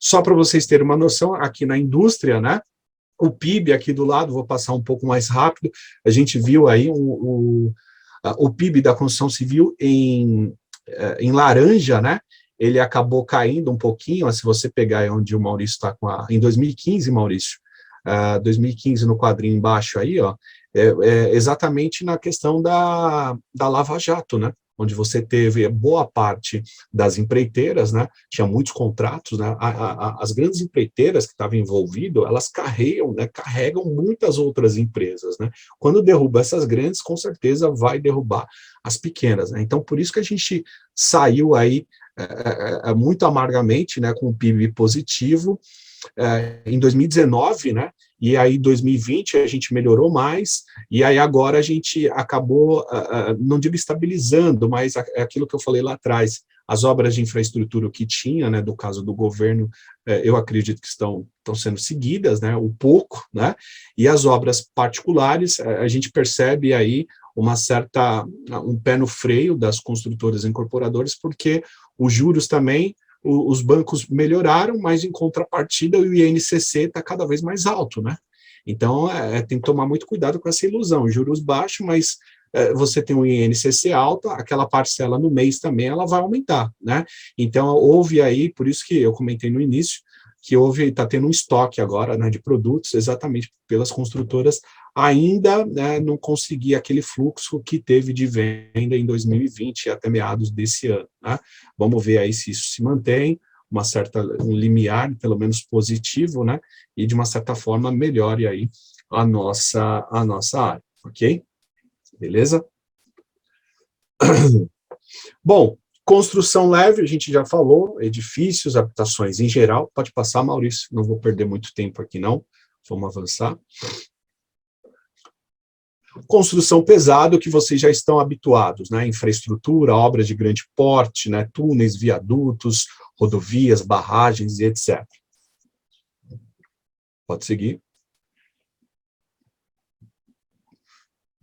Bom, tipos de construção, eu gosto de explicar um pouco isso, porque é interessante, eu vejo muito erro aí no mercado, o pessoal falando muita besteira de termos, né, de conceitos, é interessante que vocês saibam isso, né? Artesanal, o próprio nome já fala, né? Método empírico, né? Aquilo que você sempre fez, né? Comum nas construções rurais, com técnicas de arquitetura nativa, né? Artesanal, né? Empírico é algo que você tem somente na sua experiência vivida, né?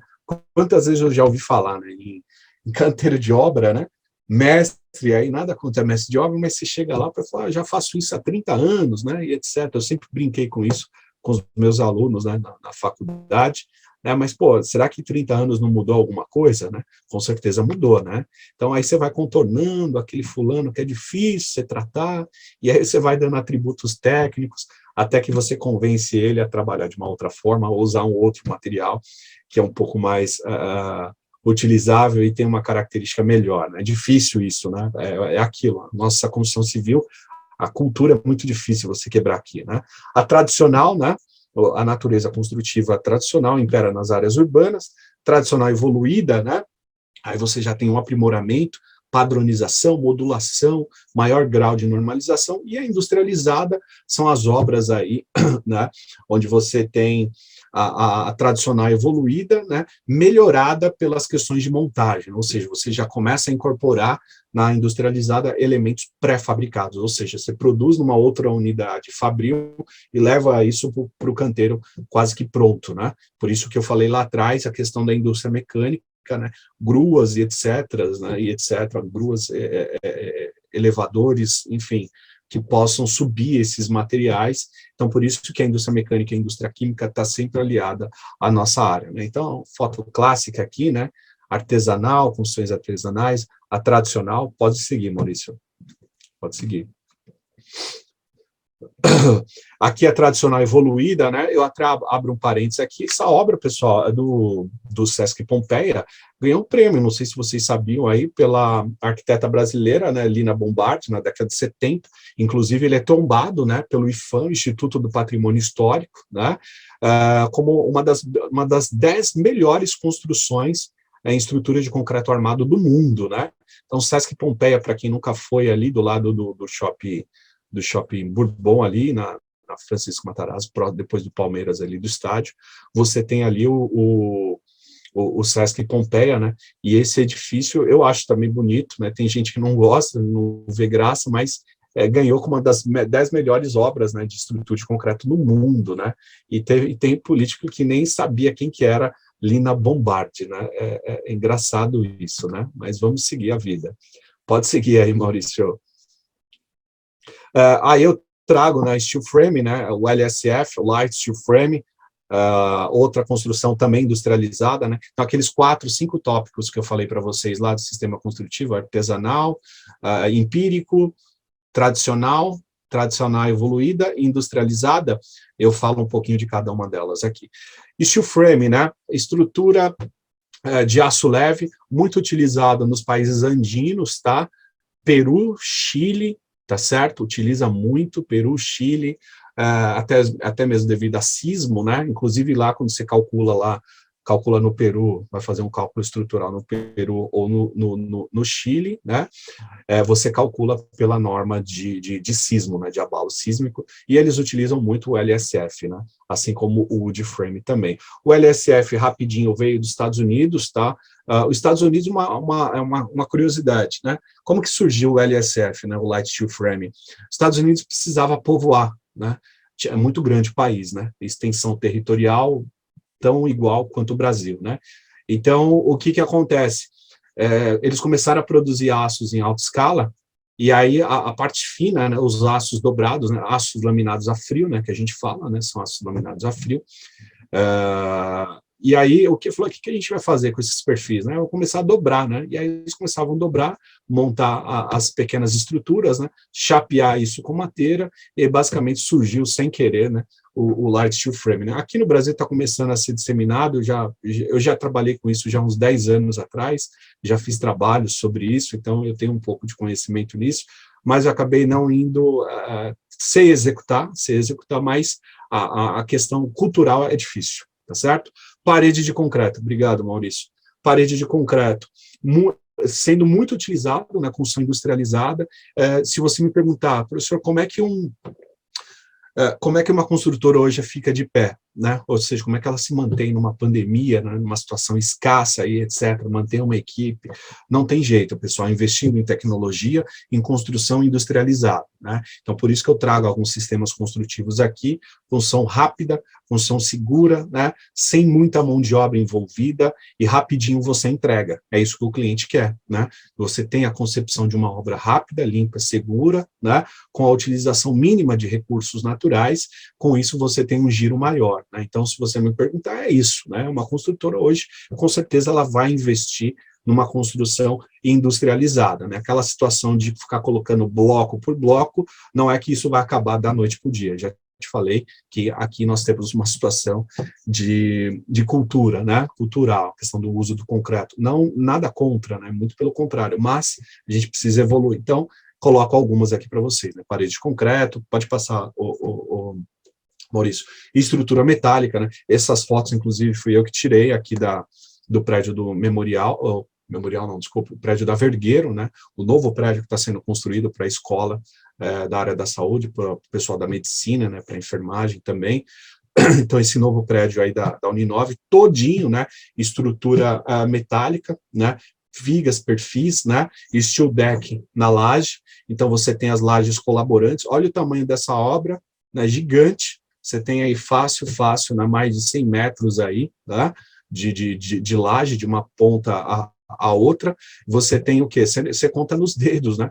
Funcionário. Você pegar aí a foto embaixo, você tem um funcionário lá embaixo, de azul, não sei se o Maurício consegue apontar lá, né? E você conta nos dedos, né? Ou seja, construção rápida e industrializada. Tem uma pergunta aí? Pode perguntar, pessoal. Fiquem à vontade. Se quiser abrir aí, o Maurício, a Rafaela aí. Na verdade, a Rafaela, ela está aplaudindo Bruna. aí a sua apresentação, tá? Não chegou a fazer pergunta ainda, né? Mas, Desculpa. Tá, mas eu coloco todos, fiquem à vontade para fazer perguntas, conforme elas forem chegando, eu dou uma lida, se for necessário eu interrompo o Antônio Celso. Caso seja um assunto meio geral, eu deixo para o final. Legal, então vou tocando aqui, tá bom, pessoal? Tranquilo. Então, olha só que interessante essa questão, né? Conforme eu comentei, você tem uma obra gigante, inclusive eu, né, tenho mais fotos aqui, tenho um vídeo, mas, enfim, por questões técnicas aí a gente não vou conseguir compartilhar, a gente verifica, inclusive, a grua trabalhando, né, a viga chegando no exato momento, os 2, 3 operários carregando, um técnico de segurança ali só verificando, questão de linha de vida e etc., e o pessoal, a grua já colocando exatamente no ponto, vocês conseguem perceber aí, o material basicamente todo já perfurado, né? É todo parafusado, conectores tipo parafuso, então é uma questão já de encaixe imediato, tá certo? E aí você sobe a concepção e finaliza uma edificação dessa muito rápida, né? Menos de um ano, né? É mais caro? É mais caro até um certo ponto, até porque você vai conceber e entregar muito mais rápido, perfeito? Pode seguir, Maurício. Bom, outro exemplo que eu trago aqui de uma construção industrializada, só que nesse caso aqui é uma situação mais arrojada, né? Um edifício AAA, né? Fica na região lá da Vila Olímpia, não sei se vocês já viram, né? O Infinity Tower, ele tem um formato, se não me engano, fica na bandeira paulista, né? Muito bonito essa edificação. Ele tem um formato de uma vela, né, extremamente bonito, e o que chama a atenção, que além dele receber o prêmio da ABESC, né, que é a Associação Brasileira de Engenharia, Consultoria Estrutural, ele também tem a certificação LEED, né, ele tem a certificação LEED, que é uma certificação de sustentabilidade, ou seja, todo o projeto, a concepção dele foi pensado sustentável. Então, imagina que você tem uma empresa, sei lá, vamos imaginar que você é o dono da Natura, né, uma empresa super conceituada aqui no nosso país, né, brasileira, que vamos dizer assim, que prima pelas questões da sustentabilidade, da natureza. Então, é lógico, eu, como Natura, vou querer ter uma laje, né, aí nesse prédio. Então, essa é a ideia, né? É isso de vocês entenderem a situação macro da coisa, que tudo vira negócio, né? Pô, eu primo pela qualidade, eu primo pela natureza, né?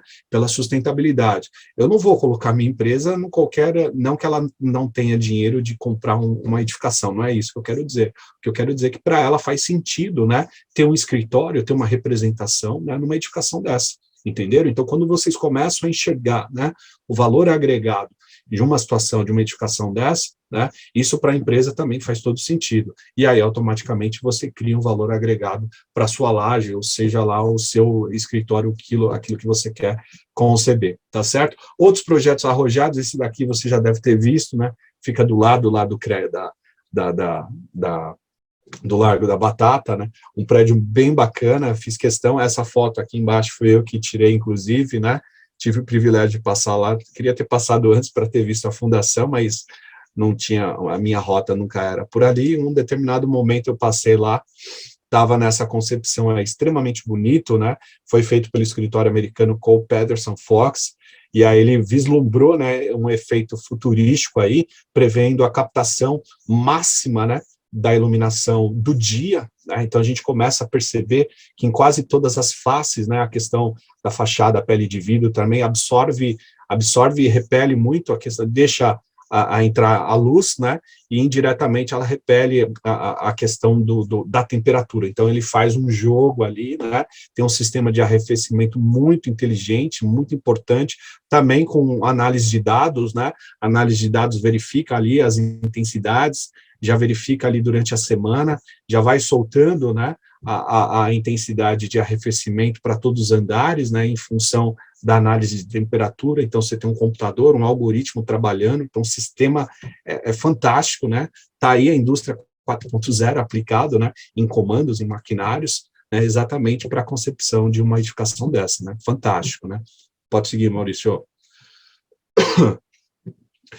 Não poderia deixar também de fora, né, concretos cada vez mais com uma relação água-cimento lá embaixo, né, vocês lembram lá das aulas de concreto, quanto menor a relação água-cimento, maior a resistência mecânica dos materiais, né, então automaticamente a busca incessante por qualidade e tecnologia dos materiais, se tornou também outro aspecto extremamente importante. Se eu perguntar para você que tipo de cimento você deve utilizar na sua obra, você vai falar qualquer um, né? Com certeza não, né? Com certeza não. Nós temos, que muita gente não conhece, né? Desconhece os materiais. Eu costumo falar hoje também que engenheiros, arquitetos e arquitetas não têm essa habilidade de especificação de materiais. Isso é muito importante, né? Eu também trabalho com especificação de materiais, então eu sei o quanto as deficiências de profissionais que estão no ponteiro. Eu perguntei uma vez para uma pessoa, falou, como é que você pede um saco de cimento? Ah, eu ligo lá e peço, me dá um saco de cimento aí, que eu estou indo aí retirar, né? Muita gente acha que vai falar isso também, mas não, né? Não é dessa forma, né? Então você tem, em função do uso, né? Sei lá, você vai concretar numa região litorânea, né? Você tem elementos e tipos de cimentos que podem ser mais benéficos, né, do que outros. Então, a habilidade na especificação de materiais é extremamente importante, tá certo? Pode seguir aí, Maurício. Eu até coloco essa pesquisa recente, né, saiu 2 de setembro, né, foi pela Cimento em També, o pessoal lá do Sul, né, Santa Catarina, Paraná, eles atendem essa região, né, e aí na Universidade de Kanazawa, né, no Japão, eles já criaram, né, um concreto extremamente resistente, né, que pode atingir aí entre 200 a 300 MPa, né. Já o concreto obtido em laboratório denominado PFC, né, que é livre de porosidade, né, Porosity Free Concrete, né, concreto livre de porosidade, chegou aí a 400 MPa de resistência, né, ou seja, faz todo sentido, né, se você tem o concreto quanto menos poroso, obviamente, maior a resistência mecânica, né, e isso também foi conseguido com análises experimentais, né, vários traços, etc., e aditivos químicos também ligados a possibilidades de análise de dados, de vários experimentos. Então eles fizeram essa composição e chegaram num denominador ali de um melhor traço, né, e criaram, né, então, muito provável, esse material começa já a ser disseminado, né, para o mundo afora, né. Gargalos da construção civil. O que nós temos, né, muito ruim. Primeiro, quais são as características, né, dos gargalos na nossa produção da indústria de construção civil? Primeiro, estrutural, né, político, né, a parte política joga para a gente, falou, ó, construção civil, vocês têm que absorver boa parte da mão de obra, né, pouco qualificada, né, então olha só as demandas que passam para nós, né. Os bancos financiam de 70% a 80% no máximo, né, o comprador também não tem essa reserva, né, de 20% a 30%, né, então é a contrapartida. Liberação do financiamento é limitado também. Questão cultural, uso intensivo de mão de obra, né, ainda considerada barata. A gente sabe que não é barata, e é cara, e mesmo assim pouco qualificada, né? Olha só onde nós nos metemos, né? Medo de inovação, né? É o que eu falei, né? Se você chega para o seu vô e fala que uma parede drywall de separação ambiente, né, só para separar o ambiente, ela funciona tanto como um bloco de alvenaria, ele não vai acreditar, né, em você, muito provável, né? Então a gente tem o medo cultural, o medo da inovação. Tá aí vocês para mudar todo esse cenário, né? Nós temos que mudar esse cenário e começar a explorar um pouco mais dessas questões dos novos sistemas construtivos, né? E mitigar o risco, certo? Mais gargalo, pode seguir, Maurício. Tributário, nem fala, né? Nem vou adentrar muito. Então, hoje em dia, a gente paga para tudo, né? E PVA está chegando aí, né? Se o PVA fosse revertido, pelo menos, né, para diminuir um pouco das questões das deficiências, né, no pavimento que a gente roda, pelo menos, né, ainda estava bom, né? Mas vamos pular essa parte. Capacitação, né, novas tecnologias, visão sistêmica, né, da edificação como um todo, cadeia produtiva, né, a gente entender tudo isso é importante, domínio de todas essas interfaces, né, é difícil, mas é aquilo que eu falei, a gente tem que ter habilidade para isso, dominar, conhecer, buscar outras áreas, né, porque vocês estão vendo que o mundo ele acaba se tornando multidisciplinar, você tendo essas habilidades, com certeza você vai sair na frente, né. Domínio dessas novas tecnologias também, o que está se seguindo. Então, cabe vocês também se aprimorar. Situação do mercado atual, estou falando de gargalo, né? Por que nós temos gargalo? Está aqui, ó. Primeiro, empreendimentos grandes. Longo tempo para a compra do terreno, isso é uma verdade, né? Se a gente pensar que a gente vai comprar um terreno, e aquele terreno, matrícula todo irregular, sei lá, proprietário já faleceu, não registrou na matrícula, não fez inventário e etc. E aí vai indo, né? Vai rolando. Tá? Tempo longo para remembramento, né? Enfim, aprovação de projeto nem se fala, prefeitura. E aí o que acontece? Se a gente somar tudo isso, pessoal, dá fácil de 5 a 8 anos, dependendo, não é verdade? De 5 a 8 anos. Né? Se a construtora te entrega em 3 anos, mas antes disso, ela teve todo esse processo, né?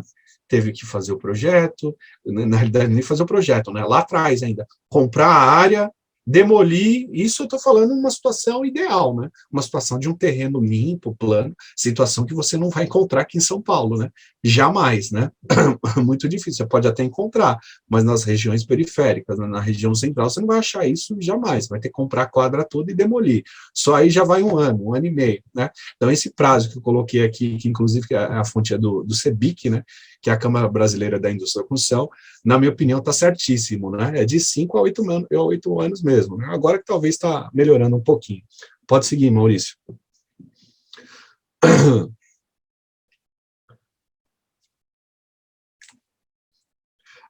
Alto custo, né? Redução da rentabilidade, aumento dos riscos, né? Então, tudo isso vai se tornando um ponto de interrogação, né, para o empreendedor, né? Pô, custo administrativo, financeiro, né?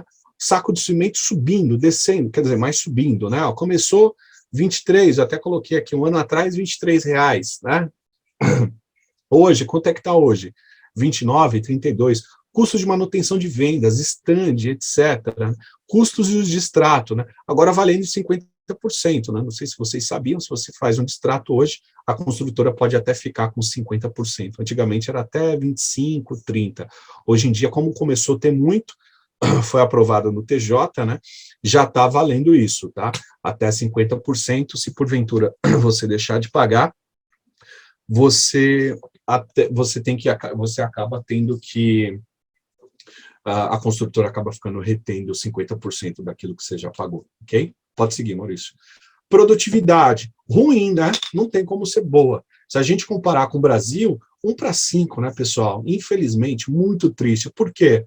Questão da produtividade, questão da não inovação, né? Do não investimento do governo. Quem investe aqui, quem que é? São as empresas, né? Vocês, empreendedores, né? Empresas que buscam a melhoria no seu processo produtivo, trazem novos sistemas construtivos, acabam investindo, né? É por isso que a nossa produtividade, ela acaba, vamos dizer assim, se eu posso dizer assim, melhorar mais pelos empresários, né? Que eles acabam tendo que buscar fora, traz a tecnologia, dá um treinamento para melhorar. Agora, se a gente pegar no contexto geral, 1 para 5, né? Muito ruim, né, pessoal? 1 para 5 significa o quê? Eu tenho que trabalhar 5 dias para pagar um dia do americano, né? O da União Europeia, eu tenho que trabalhar 4 dias para pagar um dia, né, do europeu, alguma coisa do tipo. E do lado direito, em termos de aprovação, aí a gente ganha, né? A gente leva um tempo maior, né? Tudo que é a parte ruim a gente ganha, né? Então significa o quê? O Brasil, para você aprovar um projeto, ó, 2 anos e meio, só para você ter noção. Nos Estados Unidos, mais ou menos 1 ano, e na União Europeia, o pessoal mais chato lá, a questão de sustentabilidade, não sei o quê, 2 anos, 1 ano e meio, quase 2, né? E a gente, 2 anos e meio. Então, a parte burocrática a gente ganha, que é onde trava o país, né? E na parte de produtividade a gente perde feio, tá, pessoal? Ok? Aí muita gente vai falar, mas você está comparando com os Estados Unidos. Não, foi comparado na mesma situação, mão de obra, sistema construtivo igual e etc. Né? Na realidade, a produtividade eles têm devido à industrialização, né? E também a capacitação, de uma certa forma, da mão de obra. Então, por isso que a produção deles é bem maior, ok? Pode seguir, Maurício. Que a gente quase ganha na questão de obras de infraestrutura. E faz muito sentido, né? Porque obras de infraestrutura você tem mais maquinários, né? Se você pegar aqui no quadrinho, ó, pesada, né? Tá 1 para 2, né? Ó, Maurício, o quadrinho aí, ó. Põe aí o mouse, por gentileza, Maurício. 1 para 2, né? Ó, na pesada, né? Por quê? Aquilo que eu falei. A indústria pesada, a indústria de maquinário, né? Você não tem muita mão de obra, né? Mas mesmo assim eles ainda estão na frente, né? Então, quase 1 para 2 aí, né? Residencial, também, né? Também. Que mais? Comercial, né? 1 para 3. Então, a gente melhora um pouco quanto à produtividade humana, né? Tá certo? Lá é de uma maneira geral, ok? Pode seguir, Maurício, só para vocês terem uma noção. Bom, depois de tanta informação ruim, né? Pô, não tem nada aqui no Brasil que a gente possa melhorar, né? Os gargalos, bom, com certeza, a gente consegue sim. Quais são as ações? Por isso que eu coloco, né? Ações de melhoria no setor.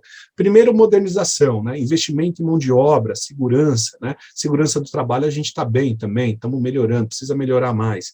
Implantação dos programas de qualidade, norma, né? Só é norma. Caiu a sua casa, caiu a sua obra, o que o juiz vai verificar?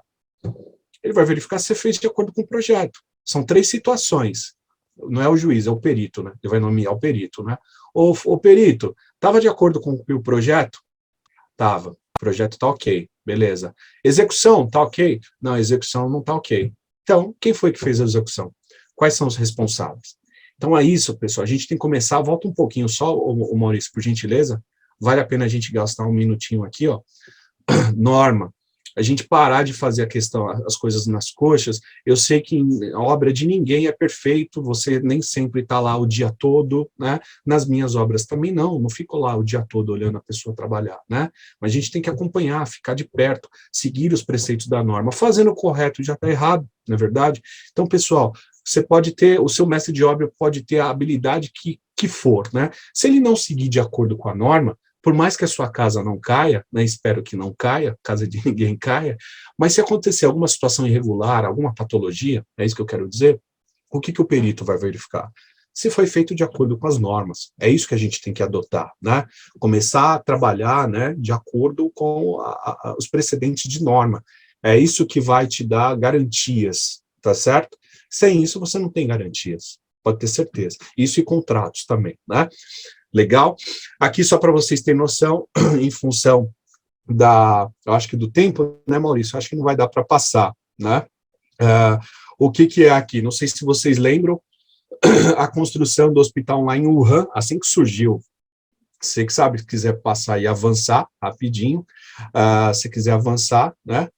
Olha só a quantidade, né, de elementos pré-fabricados em 10 dias, né, se tornou, inclusive, uma notícia no mundo todo, né, a quantidade, né, de camas, 1.000 camas, enfim, 10 dias, né, então, o quanto que a construção industrializada pode ajudar, né, eles pegam o terreno do nada, né, aquele monte de maquinário trabalhando e etc., em 10 dias com sistemas pré-fabricados, container, estrutura metálica e painéis, né, e EPS, eles acabam concebendo, né, esse hospital só para atendimento do Covid, né? Então, olha só essa questão da indústria, né, da industrialização, né, aliado com a questão de dados, o gerenciamento, né, a concepção rápida, né, e lógico, um poderio financeiro considerável, né, ok? Pode seguir, Maurício, pode passar. Não, pode passar por isso.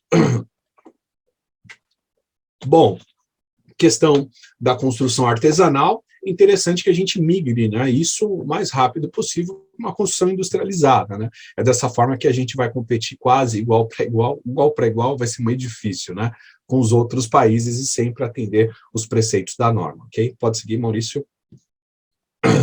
Bom, além das inovações, né, que a gente destacou, melhoria, né, no atendimento das demandas, né, também vai ajudar a redução do custo da mão de obra, vai aumentar a produtividade, né, e também o emprego das inovações tecnológicas vai buscar aí melhorias, né, nas condições do trabalho para todos, tá certo? Pode seguir.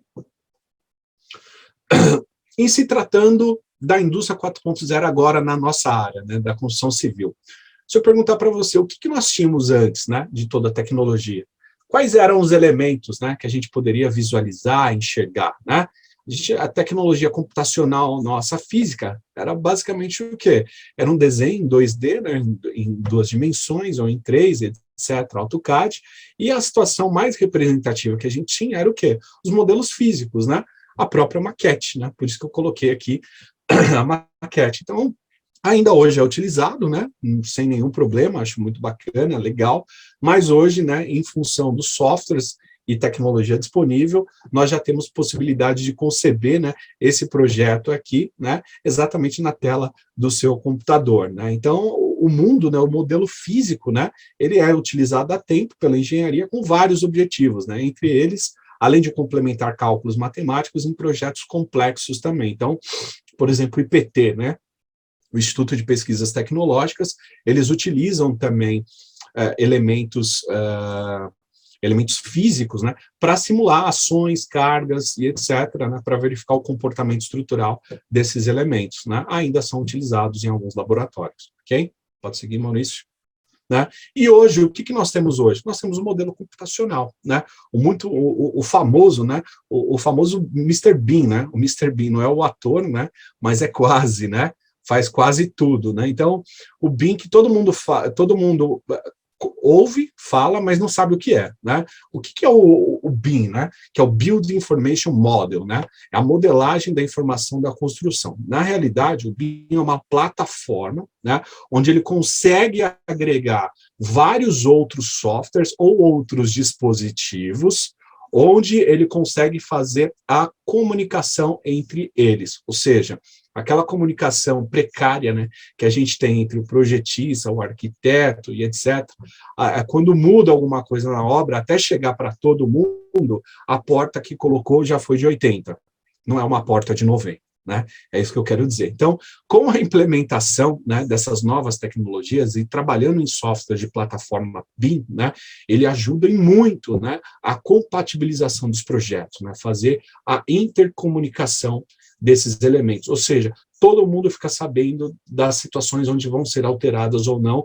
no instante real. Você mudou uma porta lá, a dimensão já vai vir para mim, ó, fulano, mudou a porta aqui, já vai soltar lá para o comprador, ô fulano, em vez de você comprar uma porta de 80, compra uma de 90, né? Mudou o projeto. Estou dando um exemplo, tá, pessoal? Então, olha só que como esse modelo computacional, ele vai agregar e muito, né, na nossa indústria da construção civil. Demais, né? Demais. Pode avançar aí, Maurício, vou dar mais exemplos para vocês.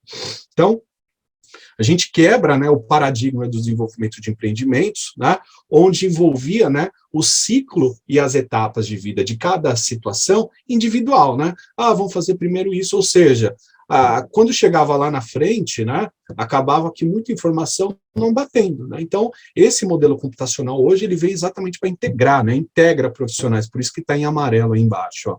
É um processo baseado em modelos paramétricos da edificação, né, visando a integração de profissionais e sistemas com interoperabilidade, né, de dados para fomentar o trabalho, né, das diversas áreas. Então, isso é muito importante e vai ajudar no processo como um todo, né, do início ao fim. Palavras do professor também, doutor na área, o professor Sérgio, né. Uma situação real, né, uma situação real é a questão da modelagem BIM, né, que a gente pode ver, tá certo? Pode passar um pouco mais rápido aí, ô Maurício, por gentileza, né? Os softwares, né, que nós temos, né, vários softwares que faz essa intercomunicação, pode passar mais um pouquinho. A interoperabilidade, ou seja, todo mundo se comunicando, aquela situação que eu coloquei para vocês, né? A situação na esquerda, como era antigamente, na realidade como é ainda, e a situação com o BIM, né? Ou seja, você tem todo mundo se conecta, né? Aqui a rede fala desordenadamente, um fala com o outro não se comunica com o outro, e por aí vai, né? Agora, com o BIM, você tem essa interoperabilidade, então a chance, né, da dificuldade da informação não chegar é muito diferente, exatamente isso, você tem o BIM ali concentrado, e as informações concentram nele e automaticamente se espalham, né, para todos, ok? Pode seguir aí, pessoal, né? Aí a compatibilização de projetos, pode seguir, Maurício, senão não vai dar tempo aí, passar um pouco mais rápido, né? As informações também ficam muito mais claras e objetivas para quem é projetista, né? Pode seguir, tá?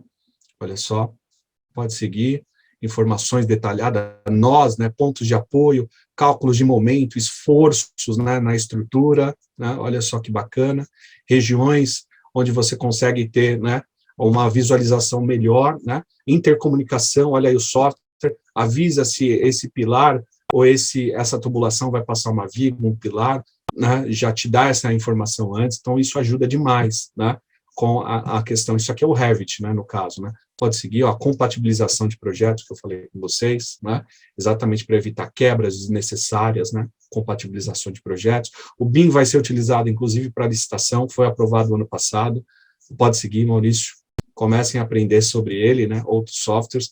Canteiros de obra inteligente, eu vou passar um pouco mais rápido, senão não vai dar tempo, tá, pessoal? Depois o professor Maurício também disponibiliza isso, né? Identificação dos canteiros de obra inteligente com segurança, drones, capacetes inteligentes, né? Conta quedas, o capacete avisa se você vai bater a cabeça em alguma situação, né? Você anda ali com um óculos 3D e ele automaticamente já faz a leitura do que já foi concebido e verifica na sua planilha, no seu projeto, o que falta fazer, né? Olha só que loucura, né? Pode seguir, tudo isso armazenado na nuvem, né? Comunicação entre os gestores, entre todo mundo, pode seguir. Pode seguir. Aquele ciclo, né? A cadeia de movimentos, né? Sensores visuais, né, inovação tecnológica também para ajudar, né, zonas perigosas, equipamentos em operação, distância de piso-vão, né, uma altura, um desnível, né, realidade virtual, o pessoal montando aí uma sala em drywall, né, já colocando os montantes, ou seja, você já tem o corte dos montantes, já exatamente, você não vai ter perda nenhuma, tá certo? Já vai cortar, já vai instalar, né, pode passar um pouco aí, Maurício. Pode passar. Os sensores IoT, dentro de uma estrutura de um tubo de concreto, avisando quando ele está tensionado ou não, pode mandar, você pode concretar dentro com esse sensor. Betoneiras também, com informações de IoT, se o concreto já está perdendo água, se não está, vai informação para o mestre ou para o engenheiro da obra, né? Pode seguir. Visualização por drone, né? Pode seguir também. Inteligência artificial, aqui é um software, né, onde você consegue para o cliente verificar tudo isso, ok? Beleza? Pode seguir, Maurício, rapidinho, só para a gente finalizar aí. Pode seguir, pode seguir, minha bibliografia. E esse é o meu contato, pessoal. Desculpa ultrapassar um pouco o tempo aí, é que a gente começou um pouquinho depois. Espero que vocês tenham gostado aí da minha breve apresentação, né? Tem muito mais coisa, eu peguei um pouquinho de cada um dos itens aí, espero que vocês tenham, quem participou aí, tenham aproveitado aí, tá? Meu contato ficou aí, acho que o Maurício depois pode colocar. Gente, eu vou voltar aqui, tá, para colocar o contato, me desculpa, Antônio, eu até interrompi aqui antes de o pessoal anotar, mas a gente vai fazer o seguinte, se você quiser, eu coloco no grupo das pessoas que assistiram, a gente encaminha depois todos os dados. Eu não sei se você depois vai querer disponibilizar, de repente, esse material, talvez o pessoal, às vezes, uma parte do material, se é possível. Eu vou verificar direitinho lá com a faculdade, e aí, se por mim, é tranquilo, eu posso disponibilizar sim, tá bom? Legal. E, Antônio, olha... Espero que vocês tenham... Eu precisava de um feedback aí, pessoal, como é que vocês... gente, vamos ver aí, vocês, por favor, quiserem colocar aqui... Quem quiser dar um...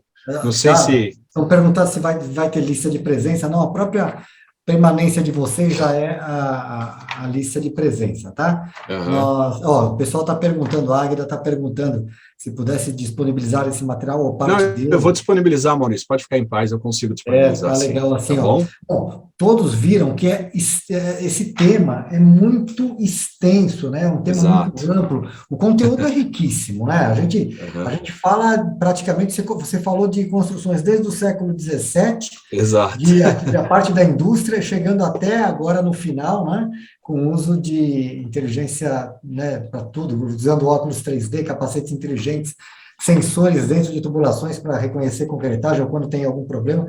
São coisas que é uma abrangência tão grande de assuntos que realmente essa palestra acho que você teria que dividir em duas, viu, Antônio Celso, para poder ficar... Eu dou isso em uma aula, Maurício, mas é tranquilo, eu posso dividir uma outra situação um pouco mais focada. Mas olha, é extremamente rico o conteúdo, tá? Eu vou ser sincero para você, se você até se disponibilizar em 2 etapas, isso a gente pode criar um novo, no começo do ano que vem, ali a gente pode pensar numa área, uma parte disso um pouco menos longa, né? Um pouco mais abrangente para... E vocês perceberam, pessoal, só dar um feedback, vocês perceberam que por isso que eu iniciei com a parte do desenvolvimento sustentável, né, aplicado na construção civil, porque isso não é disciplina das engenharias, da arquitetura um pouco, né? E como isso faz muito sentido, né? A gente aplicar isso agrega valor, né? Agrega muito valor. Então é o que eu falei, a construção civil, ela não vai ficar distante jamais, principalmente agora com as questões do desenvolvimento sustentável, né? Então, por isso que eu vou partir sempre desse norte, das ODS, né, do desenvolvimento sustentável, e aí a gente começa a aplicar isso, né, na nossa cadeia da construção civil como um todo, entendeu? Certo. Ó, deixa eu colocar aqui seus dados aqui novamente, um pouquinho aqui, viu, Antônio Celso? Do início aqui, né? Lá, vai no último slide, Maurício. No último, então pera um pouquinho que eu no último tem meu Instagram também, o pessoal quiser ficar me adicionar lá no Instagram também, pode ficar à vontade. Esse aqui, peraí, eu coloquei o errado, que eu tô com esse aqui. Ó, gente, então, tem até um QR Code aí, ó, só abrir a tela do celular e já... Do celular já aí. Tem contato aí na hora, aí, muito rápido. Tem que ter, né? Tem 2,5, hoje não, se você está fazendo uma palestra dessa, você tem que ter um QR Code ali, ó. Olha, muito obrigado, então, Antônio Celso, muito obrigado mesmo. Imagina, tá? Maurício, obrigado pela oportunidade aí, cara. Com a sua presença, com a sua grande palestra. E para todos, eu peço que aguardem alguns minutos, né? Nós temos uma palestra institucional do CREA, são importantes assuntos que vão ser colocados, coisas para nós, engenheiros que estamos trabalhando, então eles vão colocar vários pequenos tópicos aí que são bastante interessantes. Então, permaneçam mais alguns minutos para assistir esses vídeos, vocês vão gostar. E, Antônio Celso, mais uma vez, só tenho a agradecer a sua Maurício. Sua palestra aí, tá bom? E pode espero contar. Que vem contar com você novamente aqui. Vamos sim, o ano que vem eu vou mudar um pouco o foco e a gente divide essa palestra em duas, tranquilo, tá bom? Legal. Então, ok, então, meu amigo, um grande abraço. Obrigado, Maurício. Permaneça um pouco mais aqui. Não, vou ficar assistindo aí com vocês aí, pode colocar aí. Tá ok, então. Pode mandar. Rodrigo, Ari, fique à vontade. O que move um engenheiro?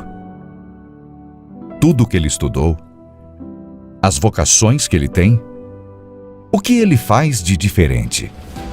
É a profissão com maior número de especializações. São tantas. É como poder escolher e ser o que quiser dentro da engenharia. Do desejo sonhado de criança ao encontro das verdadeiras aspirações. O engenheiro é desbravador por natureza. Tem muitos interesses. Estudou muitas disciplinas. Reúne em si mesmo várias habilidades e conhecimentos. Ciências, matemática, física, criatividade. E o olhar investigativo às novas descobertas. Dos rabiscos, o engenheiro começa o seu entendimento de projeto. Racional demais? Não. Racional e intuitivo. Não existe criação sem a intuição. Não é por acaso que a palavra engenheiro veio do antigo francês e do latim para significar talento, inventividade, destreza incomum, a capacidade de encontrar soluções para problemas tecnológicos, práticos e muitas vezes complexos. A engenharia é um trabalho de largo fôlego. Toda construção é aberta à possibilidade de progredir. Na química, na energia, na infraestrutura, na produção das indústrias, na agronomia, nas geociências, nos alimentos, em todos os campos úteis à sociedade. A engenharia está em quase tudo que você imaginar. Tem sempre um engenheiro fazendo mais por você. CREA São Paulo. O CREA São Paulo fiscaliza, orienta e habilita o exercício profissional dos engenheiros. O mundo percebeu que é preciso mudar. A engenharia, agronomia e geociências fazem o que é essencial à vida e, com visão de futuro, estão na liderança da retomada econômica. Diante de tantas mudanças, o CREA São Paulo iniciou sua própria transformação para estar cada vez mais próximo aos profissionais e atuante na segurança da sociedade. Faça parte da transformação do CREA São Paulo.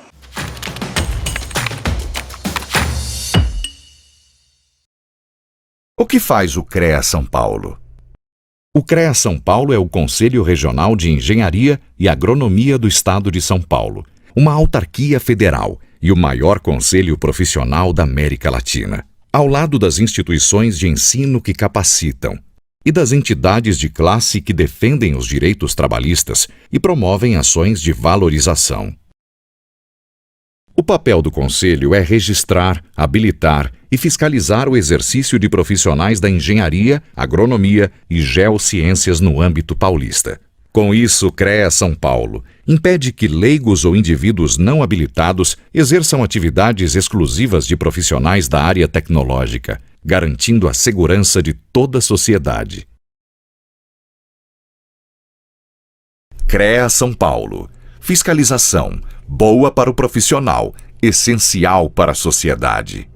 O plenário e as 8 câmaras do CREA São Paulo. Vamos conhecer um pouco mais sobre a estrutura e o funcionamento do CREA São Paulo. O Conselho é um órgão colegiado formado por um plenário com mais de 250 conselheiros, representantes de entidades de classe, instituições de ensino e sindicatos registrados no CREA São Paulo. Os conselheiros dividem-se em 8 câmaras especializadas. Existe a Câmara Especializada de Agronomia, Engenharia Civil, Engenharia Elétrica, Engenharia Mecânica e Metalúrgica, Engenharia Química, Engenharia de Agrimensura, Engenharia de Segurança do Trabalho e Geologia e Engenharia de Minas. Tanto as câmaras quanto o plenário reúnem-se mensalmente. Nessas reuniões é que os conselheiros julgam os diversos processos ligados à fiscalização, registro, atribuições profissionais, entre outros assuntos. Essa composição diversificada permite a ampla discussão do papel do Conselho em suas mais diferentes perspectivas. CREA São Paulo. Fiscalização. Boa para o profissional, essencial para a sociedade. Funções do Conselho de Classe, Associação e Sindicato. São comuns as dúvidas a respeito do papel de cada instituição na vida do profissional. Para ajudar os engenheiros, agrônomos, tecnólogos e profissionais das geociências, vamos falar quais as responsabilidades do Conselho de Classe, da Associação e do Sindicato. O Conselho de Classe, como o CREA São Paulo, é quem habilita o profissional e fiscaliza suas atividades em defesa da sociedade. A associação é responsável pela valorização profissional. É ela quem realiza palestras, cursos, eventos e atividades sociais de integração. E o sindicato é quem defende os interesses trabalhistas, como questões salariais. É graças ao Conselho de Classe, como o CREA São Paulo, que leigos são proibidos de realizar obras e serviços técnicos das áreas de engenharia, agronomia e geociências. Procure a entidade de classe de sua categoria ou região e siga o CREA São Paulo nas redes sociais. CREA São Paulo. Fiscalização. Boa para o profissional. Essencial para a sociedade. O que é o registro profissional? Engenheiros, agrônomos, geólogos, geógrafos, meteorologistas e tecnólogos em profissões da área tecnológica precisam estar registrados no CREA São Paulo para exercer suas atividades. O registro obrigatório por lei pode ser provisório para profissionais recém-formados e válido por 1 ano. Temporário para diplomados no exterior, que têm contrato por tempo determinado no Brasil, e definitivo para profissionais já diplomados. Para a emissão do registro é obrigatório que tanto a escola quanto o curso estejam cadastrados no CREA São Paulo. Sem a exigência do registro, qualquer um poderia executar obras e serviços que exigem autoconhecimento técnico, colocando a população em risco. CREA São Paulo. Fiscalização. Boa para o profissional, essencial para a sociedade. O que é a ART? A Anotação de Responsabilidade Técnica, ART, é um documento oficial emitido pelo CREA e indispensável para o exercício profissional da engenharia, agronomia e geociências. A ART certifica quem são os responsáveis pela execução de trabalhos das áreas tecnológicas. Para a segurança de todos, a ART garante que obras e projetos técnicos sejam conduzidos por profissionais habilitados. Além disso, a ART valoriza a atuação profissional, registra sua autoria, resguarda o contratante e o contratado e permite constituir o acervo técnico. Um histórico da atuação do profissional que tem grande valor no mercado de trabalho. A ART é essencial para a segurança de todos, principalmente da sociedade. CREA São Paulo. Fiscalização. Boa para o profissional, essencial para a sociedade. O que é certidão de acervo técnico? Acervo técnico é o conjunto de atividades técnicas desenvolvidas ao longo da vida do profissional. O acervo pertence sempre e exclusivamente ao profissional que registrou a anotação de responsabilidade técnica, a ART. A certidão de acervo técnico, conhecida como CAT, é o documento que certifica as atividades registradas no acervo técnico e comprova a experiência do profissional ao longo do exercício de suas realizações. A CAT é imprescindível para a participação em licitações e concursos públicos nas áreas da engenharia, agronomia e geociências.